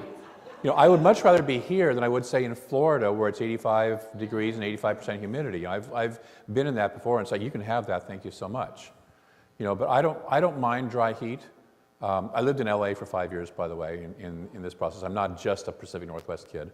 And I love to go out into the Mojave and the Anza Borrego Desert and just sit in that dry heat and meditate, and it's very deep for me, that. So, and the other good thing, I kind of asked Charlie about this, was you can get out of here into the mountains, and the elevation changes pretty quickly, and it cools down fairly quickly from what I'm told, and the ocean is, 2.5, 3 hours away, and all that stuff. So I've already kind of looked at that and thought about, what's my escape plan, what's my, how, and by escape plan, I don't mean to get, but just to how, kind of your question, how can I get out of here if it does get too hot and I need to cool down for a bit, so it's reasonable.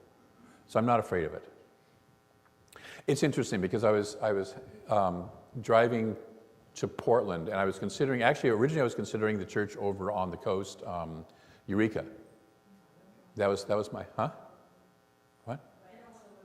And so, I remember I was driving from Lewis Clark Valley down to Portland to fly down to Napa for the convention, and I was looking around and it was beautiful and sunny, and went, I think I've gotten acclimated to the sun. I'm not sure I can move back into a rainy, foggy, constantly cloudy. I looked at Google Earth for Eureka, kind of just looking around, and it's like every Google Earth picture they have is all cloudy and foggy, and so, and usually I try and put it in a better light than that, but every one they had was, foggy and cloudy, and I said, I'm not sure I could live in that. So, so I we'll see, but I think I've been kind of acclimated out of just Seattle, and we'll do okay. But thank you. It's everybody's fear. How's he going to handle the hot? Your tomatoes will get hot. Yes. I love to grow vegetables, so, yeah. Hi. Hi. I remember you from last time. Yeah, and I must say I'm already finding myself growing attached to you. Thank you. I'm very impressed with what I've seen so far, and I feel connected. And it's a two-part question. What's bringing you to Reading as opposed to any other tree forest type area? And how long do you think you'll be here? Until summer.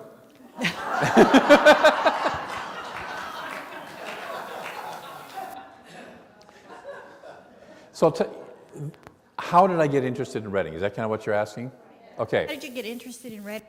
And So I'm over at Minister's Convo in Napa this past October, and I knew you guys were open, when, back in last year when I saw the listing, but I was very clear that I was in my community doing my work, and I was supposed to continue to do my work in there. I listen to Spirit, and I don't just, a friend of mine said, aren't you looking for a bigger pulpit? And I said, no, I'm not. I'm here to do what I'm here to do. But around September of last year, I started to realize I'm complete.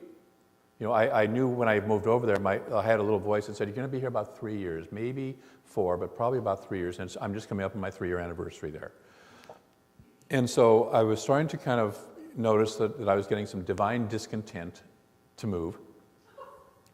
And so that's when I started looking at, a couple of other churches, and I looked at Eureka, and I've always said, my ideal church would be on the Oregon coast, which it's not really practical to do it, but, if you have a big dream, wow, wouldn't that be wonderful? And the truth is, like you said, I don't know that I could live in the fog and the rain for the rest of my life again. But so I was looking at that. I was looking at Eureka, and Eureka is about probably 10 to 15% bigger than my current church. So it's still a small church. And so Tuesday night of Ministers' Convo, I'm having dinner with Reverend Andrea, and just the two of us, and we're talking about stuff. And she's my regional support coordinator for the Northwest up there. So she's watched me as I was going through the ordination process. She's the one who would get my reports for what I was doing and the progress I was making with my church and all this stuff like that. And so we're having dinner, and I said, I'm thinking about applying for Eureka. And I can see her. We were actually sharing a bowl of steamed mussels, and she was like halfway through with a spoonful of broth, and I mentioned that, and she gives me the look. Some of you know the look, right? It's like, you've got to be kidding me. And she goes, you need to think bigger. You need to think bigger. She says, Reading would be a really good place for you. So I think you would be a good match with them, and they would be a good match with you.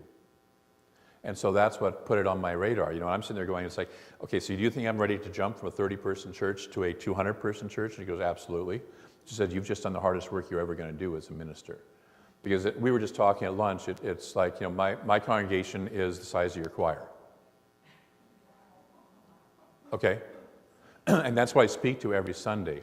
And I would much rather speak to an audience of 150, 200, 250 people, 300 people, because the energy gets going and you can feel it, than trying to, to speak into that energy. And so, and because I come out of Seattle, and she also knows my corporate background and stuff, I've worked with large companies, and I've worked with large organizations and stuff like that. She said, you're going to be a very good match for Reading. So that's what aimed me for Reading. And frankly, my backup plan was Napa, because the minister down there is retired.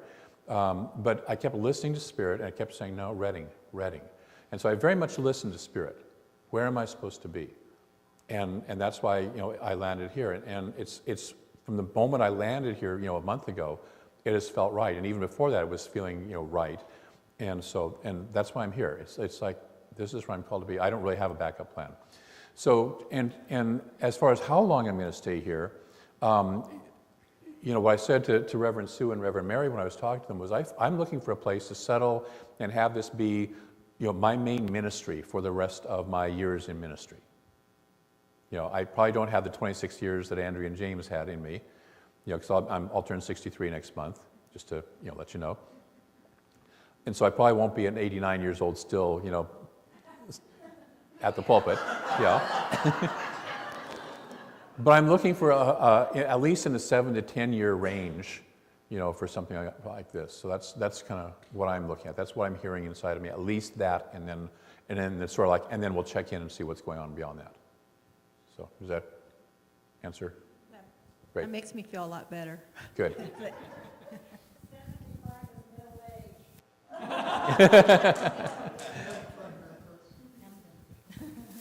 Right here. I'd like to ask a question about democracy and conflict resolution.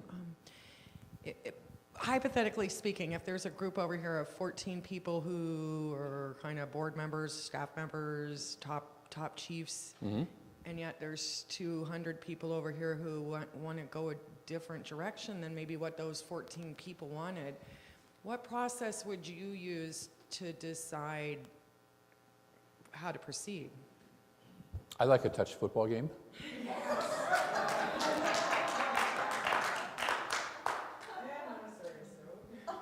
And on a serious note.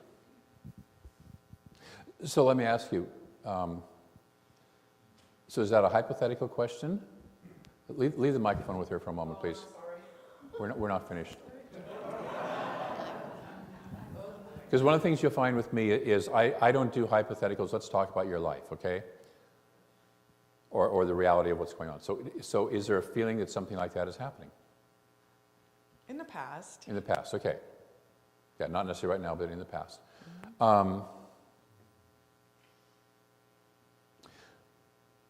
My idea is that the board and the practitioners and the ministers and the body are here to serve the congregation. There's also a time that you have to say, and yet this is the highest and best way to go, and we're going this way. In my current congregation that I have, when I arrived there, they had some really old, stodgy music that they were playing, and my church, when I arrived there, was 2 to 4 people watching DVDs of Reverend Kathy Ann singing the old unity hymns, and I called it an little old ladies unity church. It was kind of the feeling that it had to me. And I said, what you've done has created the results you have. You're a religious scientist, you know that well enough. And so if you want a different result, and they all said we want to grow, we said if you want a different result, we're going to have to change. They're all like, yes, please, we'll change. So the little 83-year-old lady who was playing the piano, who had a slight stroke and was losing her hearing, said, please get me off the piano, I don't want to do this anymore. And so I started bringing in Ricky Byers and Eddie Watkins and Karen Drucker and the kind of music they would play in most religious science churches. And I had a group of people who, after about 6 months of that, said, if you play any more of that kind of music, we're leaving the church. We want to go back to the old unity hymns. In the same 1 week later, had a whole group of people say, if you ever go back to the old unity hymns, we're leaving the church. You talk about your, between a rock and a hard place. Yeah. And I realized that what I needed to do was step back and say, okay, so as a minister, what's the right thing for me to do here? What is the highest calling? And I realized I couldn't be a minister listening to the old unity hymns. I wanted to practically, I didn't feel good about listening to them. Not all of them, but the whole consciousness that was going with it. So there's a point in time where you have to simply say, in listening to Spirit and listening to the highest good, not me being right, but listening to Spirit, what's the highest idea that wants to come out here, is to let that idea come out. And what I find about high ideas is usually everybody comes into agreement with it. And so what I found was, even though I kept the same music I was doing, very few people actually left the church. I still have a few people who kvetch about it, okay? But they mostly have realized that they're in a minority, and I love it because one of them went over to Santa Rosa one time for a vacation, went to the Santa Rosa church, and she comes back saying, they're playing the same music at that church that you play here. Yes, they are. So the bottom line to me is to simply, we had actually a little example of this yesterday during the meeting, it's to go for what's the highest idea, to go for Spirit first. And if we get into a right-wrong, we need to let go of that and go for what's the highest idea, what's the best idea for this center for spiritual living. So I don't have an exact process that I do, but I always pull people, try and get people to pull up, to let go, to take a breath. You'll hear me do this a lot. Take a breath, and let go, because usually what happens is we get very attached to, I want to be right. And I love the Course in Miracles where it's, has the little passage, would you rather be right or would you rather be happy? That's right. Yeah. And I have a few of my friends who say, can I be both? And sometimes yes you can, and sometimes no you can't. And so it's, I invite people to be willing to let go of their attachment to what's right and allow the highest idea to emerge. And usually a God idea involves everybody. See, it's like when the story that I gave about the king and the Assyrians and like that, the solution was a win for the Egyptians, it was a win for the Israelites, and it was a win for the Assyrians. They all won, except the guy who died, and he needed to get out of the way. He was done, And so that's what I look for, is how can we find the highest idea and let it go forward? And I would think that if the 200 people want to go this way and 14 people want to go this way, then there's some sort of resolution that needs. And I'm also not afraid to bring in somebody else who's got fresh eyes to say, how can I help you resolve this? Okay? Because I don't have all the answers. I don't have all the answers. I have 98% of them, but I haven't read the last 2% of the book. No, I'm just Just hang on tight. Don't get bucked off. Great. Thank you. Okay. Reverend David, we, under Reverend Sue and Reverend Mary's leadership in the last year in particular, particular. We've brought in a lot of inspiring, deep teachers here for Sunday talks, as well as having them continue to give their wonderful talks. And I myself value that a lot. And I was wondering, if you were the pastor here, how would you see your role in terms of giving Sunday messages? Would, you can fill in the gaps. Do you think you have to give them all, or would you be interested in sharing the platform with other ministers also during the month? Dark Lord does not share power. Now you're understanding how my mind works, by the way. It's always got a little something. So that's a quote from Lord of the Rings, okay? The Dark Lord does not share power. If you ask my daughter about chocolate, the Dark Lord does not share chocolate. But other than that, so one of the things that Reverend Sue and I talked about, and Reverend Mary and I talked about, was there's a model that the Denver church does where they have a fabulous senior minister, Roger Teal, and then a number of really great associate ministers. And he gives 3 talks a month, and one of the associate ministers does the 4th talk a month. And so I talked to them about, would you feel comfortable with doing that, and would you enjoy doing that? And the feedback I got was, yes, we would. So I do believe very much in sharing the pulpit. At the same time, when I first get here, I'm probably not going to share, I'm going to do that, but I'm not going to share with a whole lot of guest speakers outside, because I also want to bond with you guys, so you get who I am and I get who you are, and we start to develop that relationship. Because ultimately I'm here to bring the gifts that I bring to this church. And so I don't want to dilute it too much.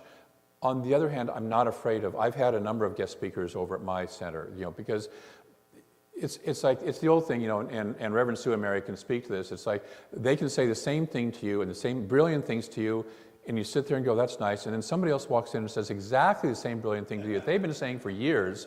And you'll sit there and go, oh, wow, that's so brilliant, I've never heard that before, And you want to go bang your head against the wall as the minister, but whatever it is, it takes somebody else to walk in and say it in a unique way that you hear it for the first time, or as if for the first time ever. So I believe very much that it's good to have guests. I know you have like Kim Kaiser coming up right now doing the mystics class and stuff like that. I'm not afraid of bringing in other people, because again, I don't have all the answers.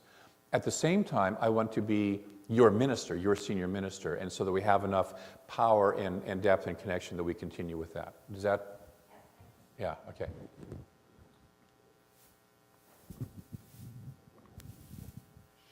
I'm going to go on to the spiritual end of things here. Thank God. Yeah, I know. Not that it's not all that. I was going to say, I thought we were, yeah, but anyway. It is. Yes. Okay. We hear the terminology a lot, and new people coming in hearing the terminology about principle. We're on principle, we're off principle. And new folks don't necessarily understand what that means. So first, could you define, according to your understanding, what is principle when you say we're either on or off principle? And then do you think it's possible to be partly on principle? Or are you on or off principle? Do you want to handle that one?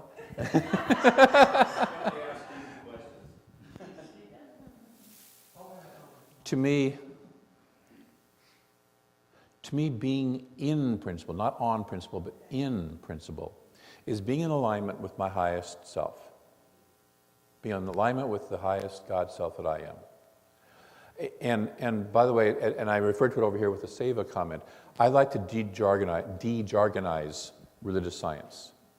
Again, it goes back to, I remember when my buddy who comes out of Forks, Washington, which is a little podunk timber town, said, unless you can explain it to the construction worker across the street, you can't really explain it. And so I value that. I mean, I value the community I live in right now, because I live in a community of rednecks. Love it. But these are people who it's like, the first time I pull up to their house, they're out there cleaning their guns, and they voted for Romney or Ron Paul in the last election and think that's wonderful, and they belong to the Tea Party in some cases and stuff like that, so, which is totally, I come from flaming liberal Seattle, okay, so, it's kind of this, Can we de-jargonize religious science? So I don't want to talk about being so much on principle or in principle or whatever, as I want to talk about, are you in alignment with the authentic self that you are? And the answer to that is either you are or you're not. There is no in between. You can be moving towards greater alignment with it, which I hope we all are, but if I'm not in alignment with my authentic self, then I'm just not in alignment with my authentic self. And it's not a sin. You're not going to go to hell. It's just, that's where I am right now. I mean, I have my moments where I'm doing something that, when I'm eating my third brownie, I know I'm not in alignment with my highest, most authentic self. I'm indulging my ego, my taste buds, okay? So Mary Manna Morrissey in the Prosperity Plus class has a wonderful example where she was working with a prayer partner friend of hers, and she said, I'm going to go walking 5 days a week, 20 minutes a day. And that friend says, great, I'm happy to support you for that. I hold you in that and like that. 2 weeks later, the friend checks in with her. She says, how are you doing? And Mary Manna Morrissey says, great, I've been walking, how many times were you walking? She said, great, I've been walking 4 days a week, 20 minutes a day. And she goes, that wasn't your commitment. And Mary's like going, but I wasn't walking at all. This is so much better. It says, but that wasn't your commitment. You made a commitment to walking 5 days a week for 20 minutes a day. Now, she said, if you made the commitment to be doing more, then you'd be in alignment with that.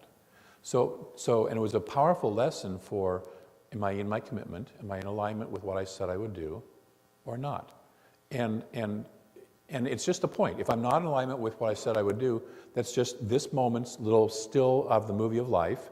Don't get locked into it. Just create something new in the next moment. Principle is not bound by precedent. God doesn't care what came before this moment. So, but I don't believe there's a partly in alignment with ourselves, or partly on principle, if you want to use that term. Is that, yeah. You feel this community is ready for your leadership, and if so, why? Actually, you have to answer that question. Because it's the community that has to answer, do you feel that you're ready for my or somebody else's leadership? Intuitively, I feel that we're ready for your leadership. Do you feel that you're ready? Do I feel that I'm ready? Yes.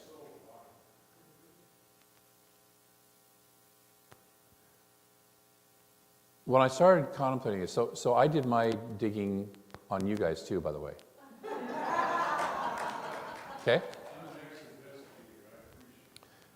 And I talked to some people that, I know a couple people who are in the community, and I know a couple people who used to be in the community, and a couple people who know people who used to be in the community, and like that. So I did my investigative work. And so I've heard of, different things and stuff like that. And what I came out of it, and every single one of them, by the way, said, and I believe this church is very doable, which is minister talk for, yes, it will work. So nobody said there's a fatal flaw. There are churches out there that it's like, you don't want to touch them with a 10-foot pole. They'll eat up and spit out ministers no matter what, and they've been doing it for years.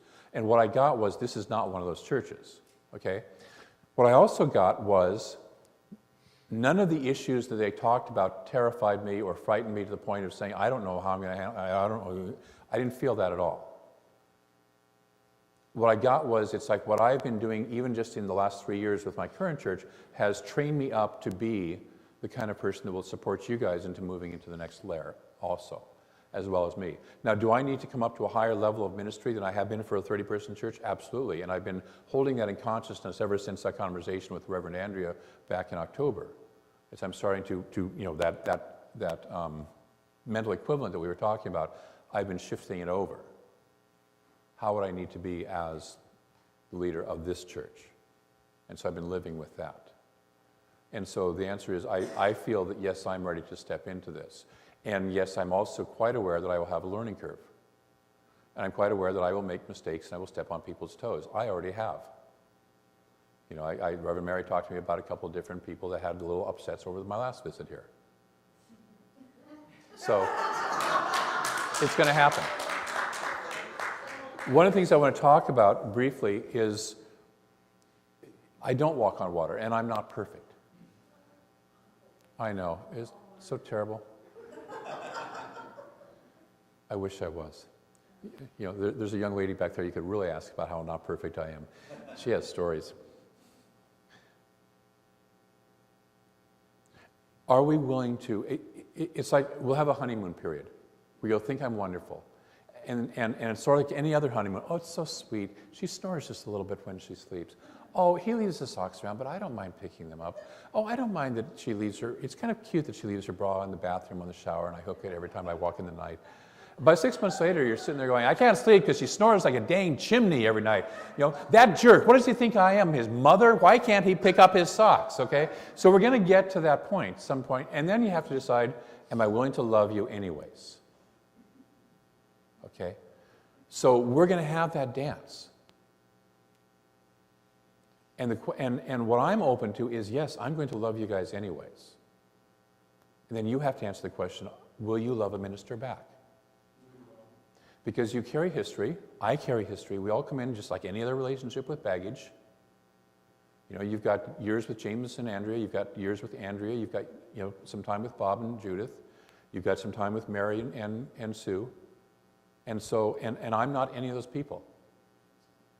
You know, it's like my second wife, when I married her, we were both in second marriages. And I had had a number of relationships in between my two marriages, but I was her next marriage after, and next significant relationship after her marriage. And every once in a while I'd had to look at her and say, I'm not Tom. That was her first husband. I'm not Tom, because she was trying to relate to me the way that she related to Tom. So we're going to have this period of who are you and how do I relate to you? And I've been trying to relate to you the way that I maybe related to Mary and Sue, or that I related to Bob, or I expect you to do what Bob did, or what Andrea did, and you don't, you do something different. And so then we're going to have to figure out, are we still going to love each other and make it work, anyways? And to me, the dance is, whoever you hire, whether you say, no, it's not me or not, you're going to have a minister with stuff, just like your congregation with stuff. Will we dance? Do we want to dance together? Does that answer your question? Luke? Okay. Bonnie? Okay. Just for me, in 3 words or less, who are you?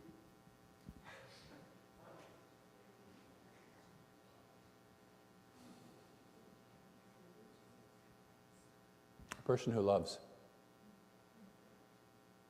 I realized it was 4. The first one was just a little single syllable. I'm very much about the heart. The rest of it takes care of itself. Ben, who's my daughter's fiance over there, just started a relatively new job that's a tech job. And he's a people person, which is unusual in the tech field. So he said that somebody came in here and said, heard what he did, and they said, oh, you probably don't want a hug. And he goes, no, I'll take a hug. You can't teach heart. You can teach technique.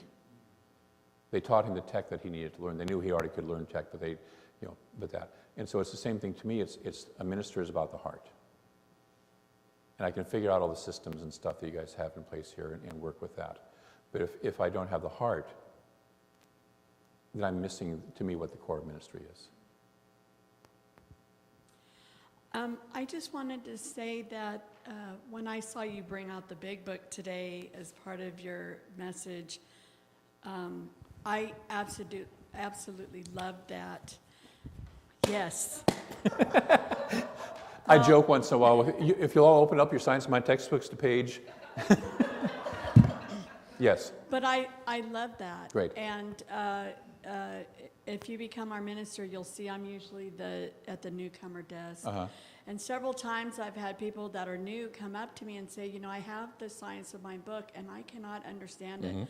I can recommend classes, but do you bring out that book a lot in your, awesome. Yes. And then the other thing I wanted to know is, the other thing that newcomers will ask me is, how do it's hard to read, and I explain it's pretty old, but that, I'm hoping that we get a minister that brings it into the 21st century. So do you do that also in your message? Yes. To make it a little clearer? Yes, absolutely. Because Ernest, I remember what it was like the first time I read Ernest. It's like, what the heck? And I was spiritually and fairly mature with doing stuff. I'd read around the field by quite a bit, but it's like, okay, I get this is brilliant, but what is he saying? Can you say this in English, please? And again, it goes back to, can I tell the construction worker across the street what this is about? What he talks about in here is timeless wisdom. It's the same thing that I love in any sacred book, whether it's the Bible, whether it's the Bhagavad Gita, whether it's the Tao Te Ching, is there's timeless wisdom in there, and can I bring that timeless wisdom and apply it into 21st century life? So it's like, can we have this story of the king who's got, this thing with the Assyrian army? Do we just read that and look at that and go, wow, that happened to that guy, 3,000 whatever years ago? Or can I bring this in and say, well, how can I apply that to me today? And I'm all about the how can I apply, one of the things I love about this teaching is how can I apply it to my life today in 21st century Western, culture, America. How can I do that? So I'm very much about that. I often recommend to people that they start off with either the Essential Earnest Holmes or Living the Science of Mind, with the essay forms, both of which are simpler reads. Yeah.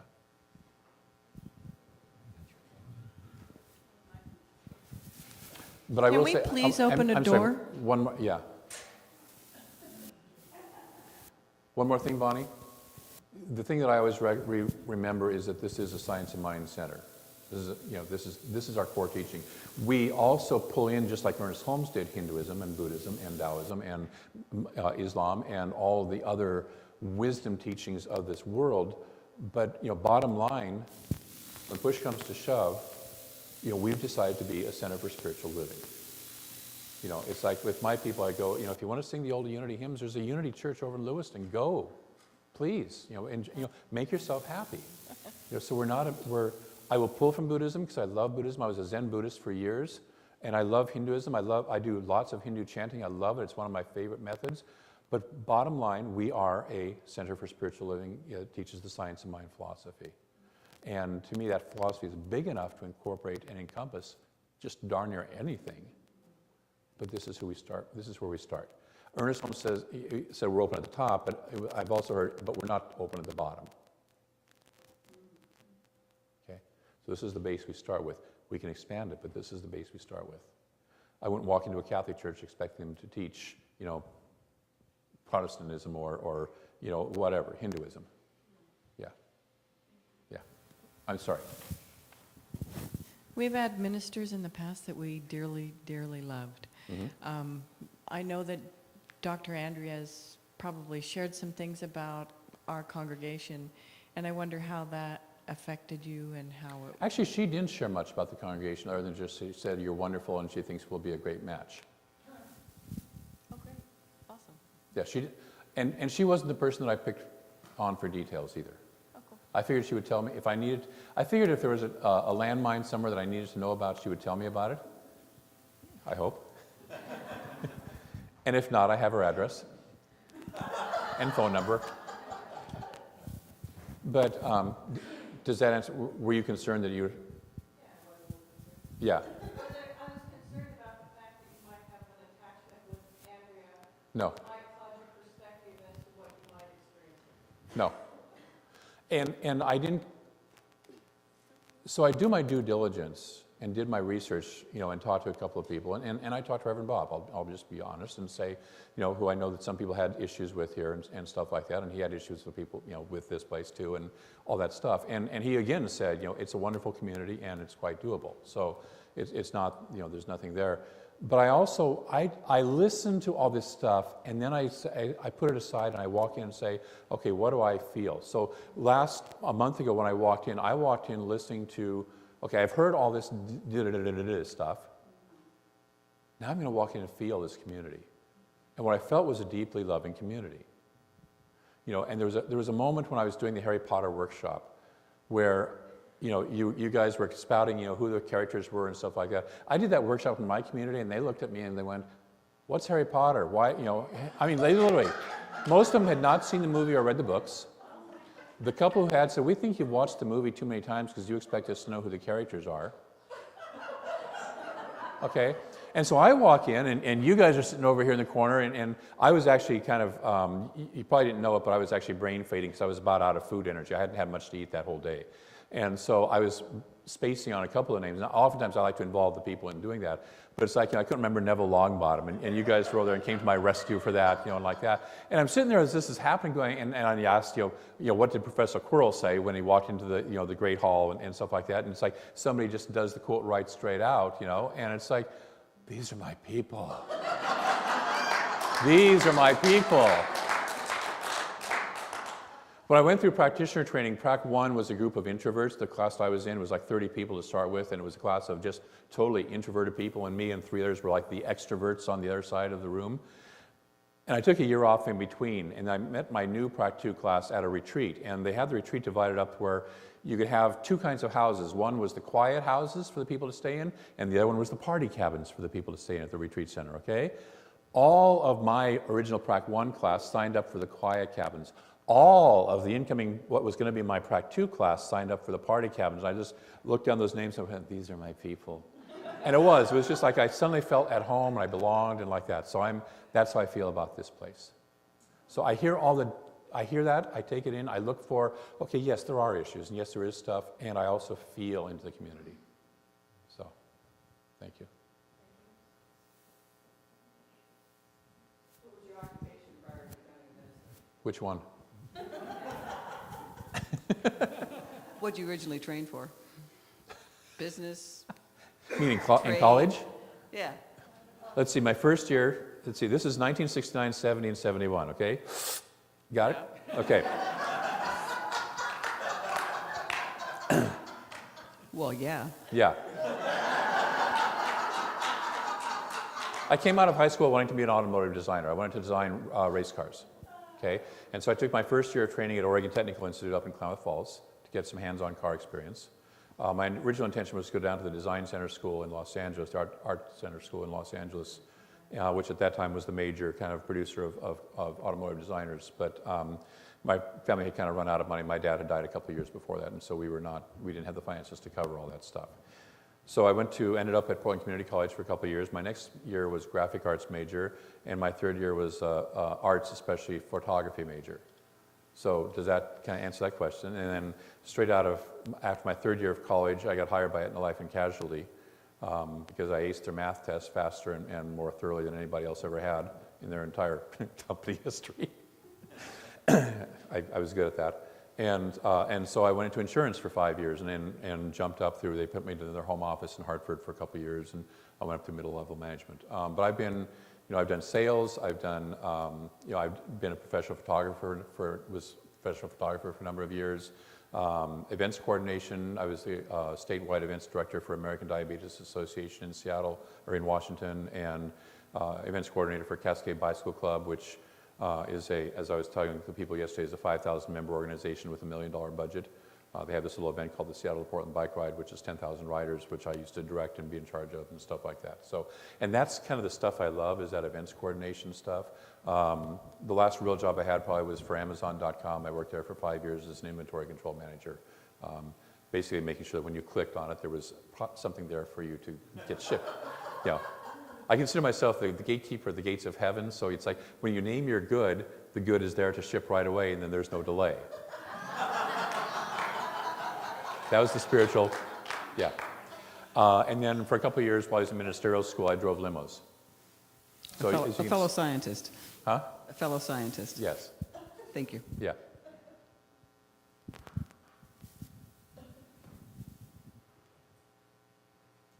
Oh, come on, get the hard ones out. So maybe one more question, if there's one left. Do you have a question of anybody? Diana has one more.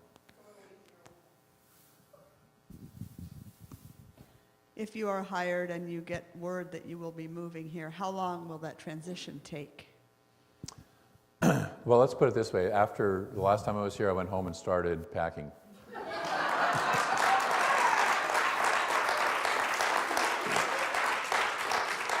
Not a lot, but I had boxes in my garage that I promised myself I would clean out before the next time I moved, because I had moved them through so many different moves, and I've gone through those, several of those boxes. So I told my board back in October when I was starting to look that I was looking. I believe in transparency, as we talked about yesterday. And so I let the board know that I was starting this process because I felt that they needed to know to start their planning process. I didn't think it was appropriate to tell the congregation at that point in time, but after I came back from last time, we were having our annual meeting on January the 26th, so a couple weeks after I was here, And I announced him, I said, because I got a good feel for this. I mean, when I was talking to Reverend Mary in the office the following Monday with Charlie was there, and Reverend Mary sitting there going, well, I feel like I should just pretty much clean out my desk, and I thought, this is probably, I think this looks fairly decent, so, so I said it's quite likely that I'm getting, and by that time the church committee had recommended me as their candidate to the board, and so I said, it's quite likely that I'm getting hired by Reading, and so what I said was I can guarantee that I will stay through the end of March, to help support you in that process, in the transition process, because I want to help them to do their transition, not just dump them and run. And so I would be available actually, and that's when my contract actually is up. I was hired on April 1st, and so, which is perfect for me. And so, so I'd be available then. I don't know if that's probably a little bit faster than you guys want to move. I'm not sure, but that's. So I can reframe the question like, when can Sue and I go away for a weekend?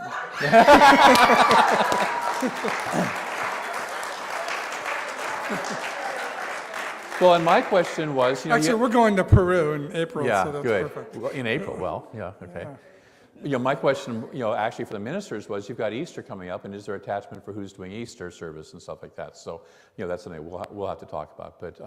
But so I'm available pretty much, anytime after the end of March.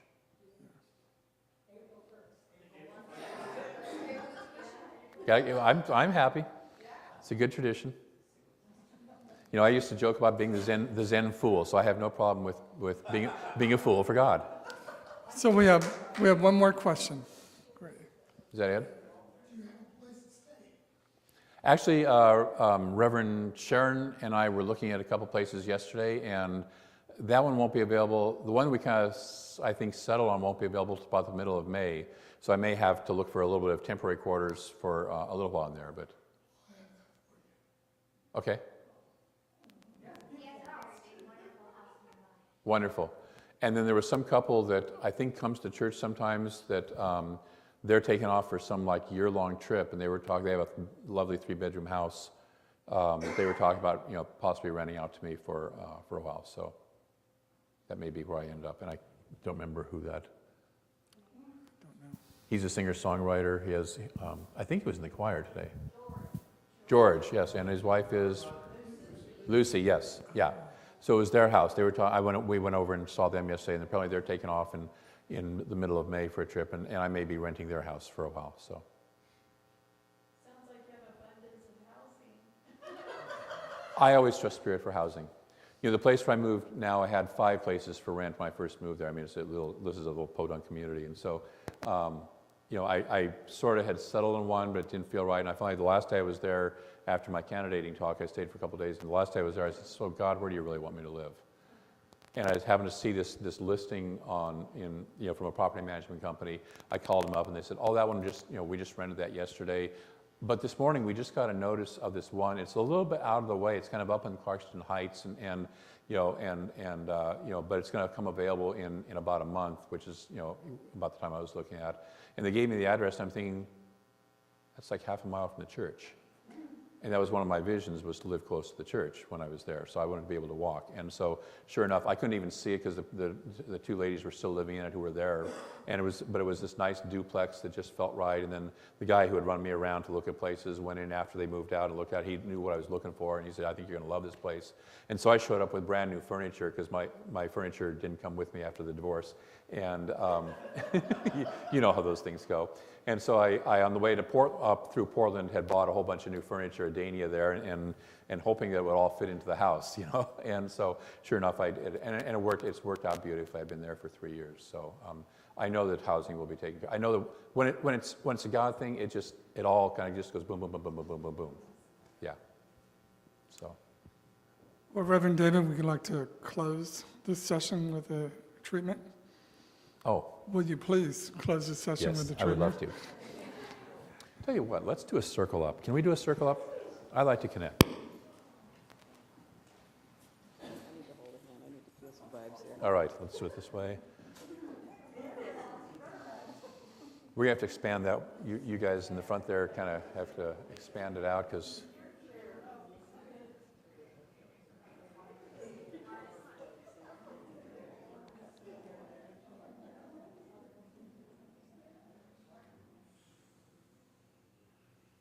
And before we close our eyes, look at the faces of God. Look around you at the faces of God.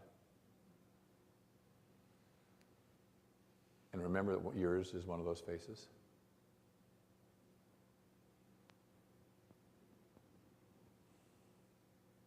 So I invite you to take a breath.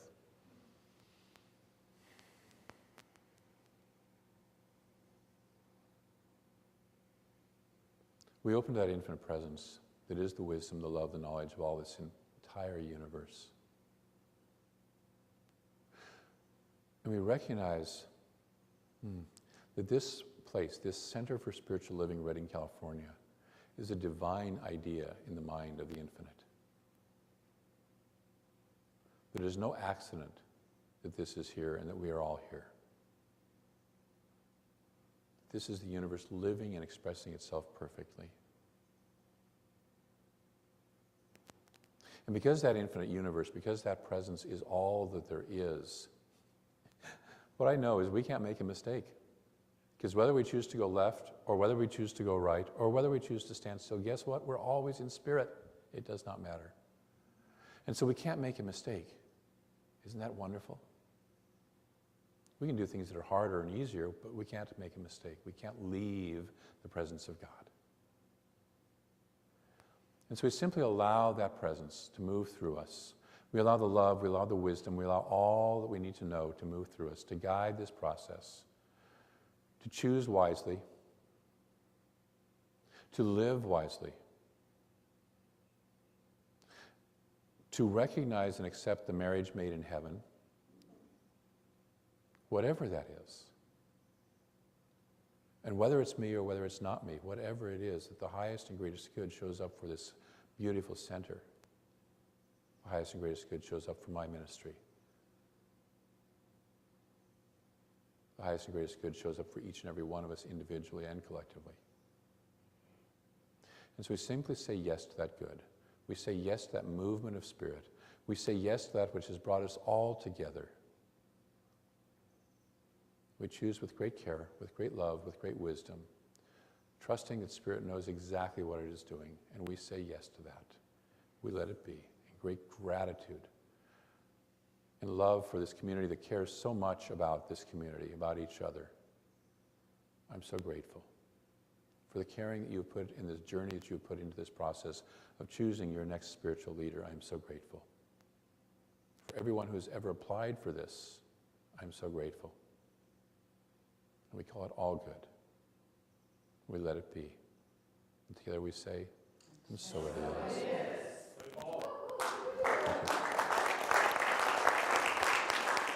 Thank you. Thank you. You're welcome. Thank you, David, for being here, and safe journey back up to Washington, and everybody have a great afternoon. Thank you. Thank you.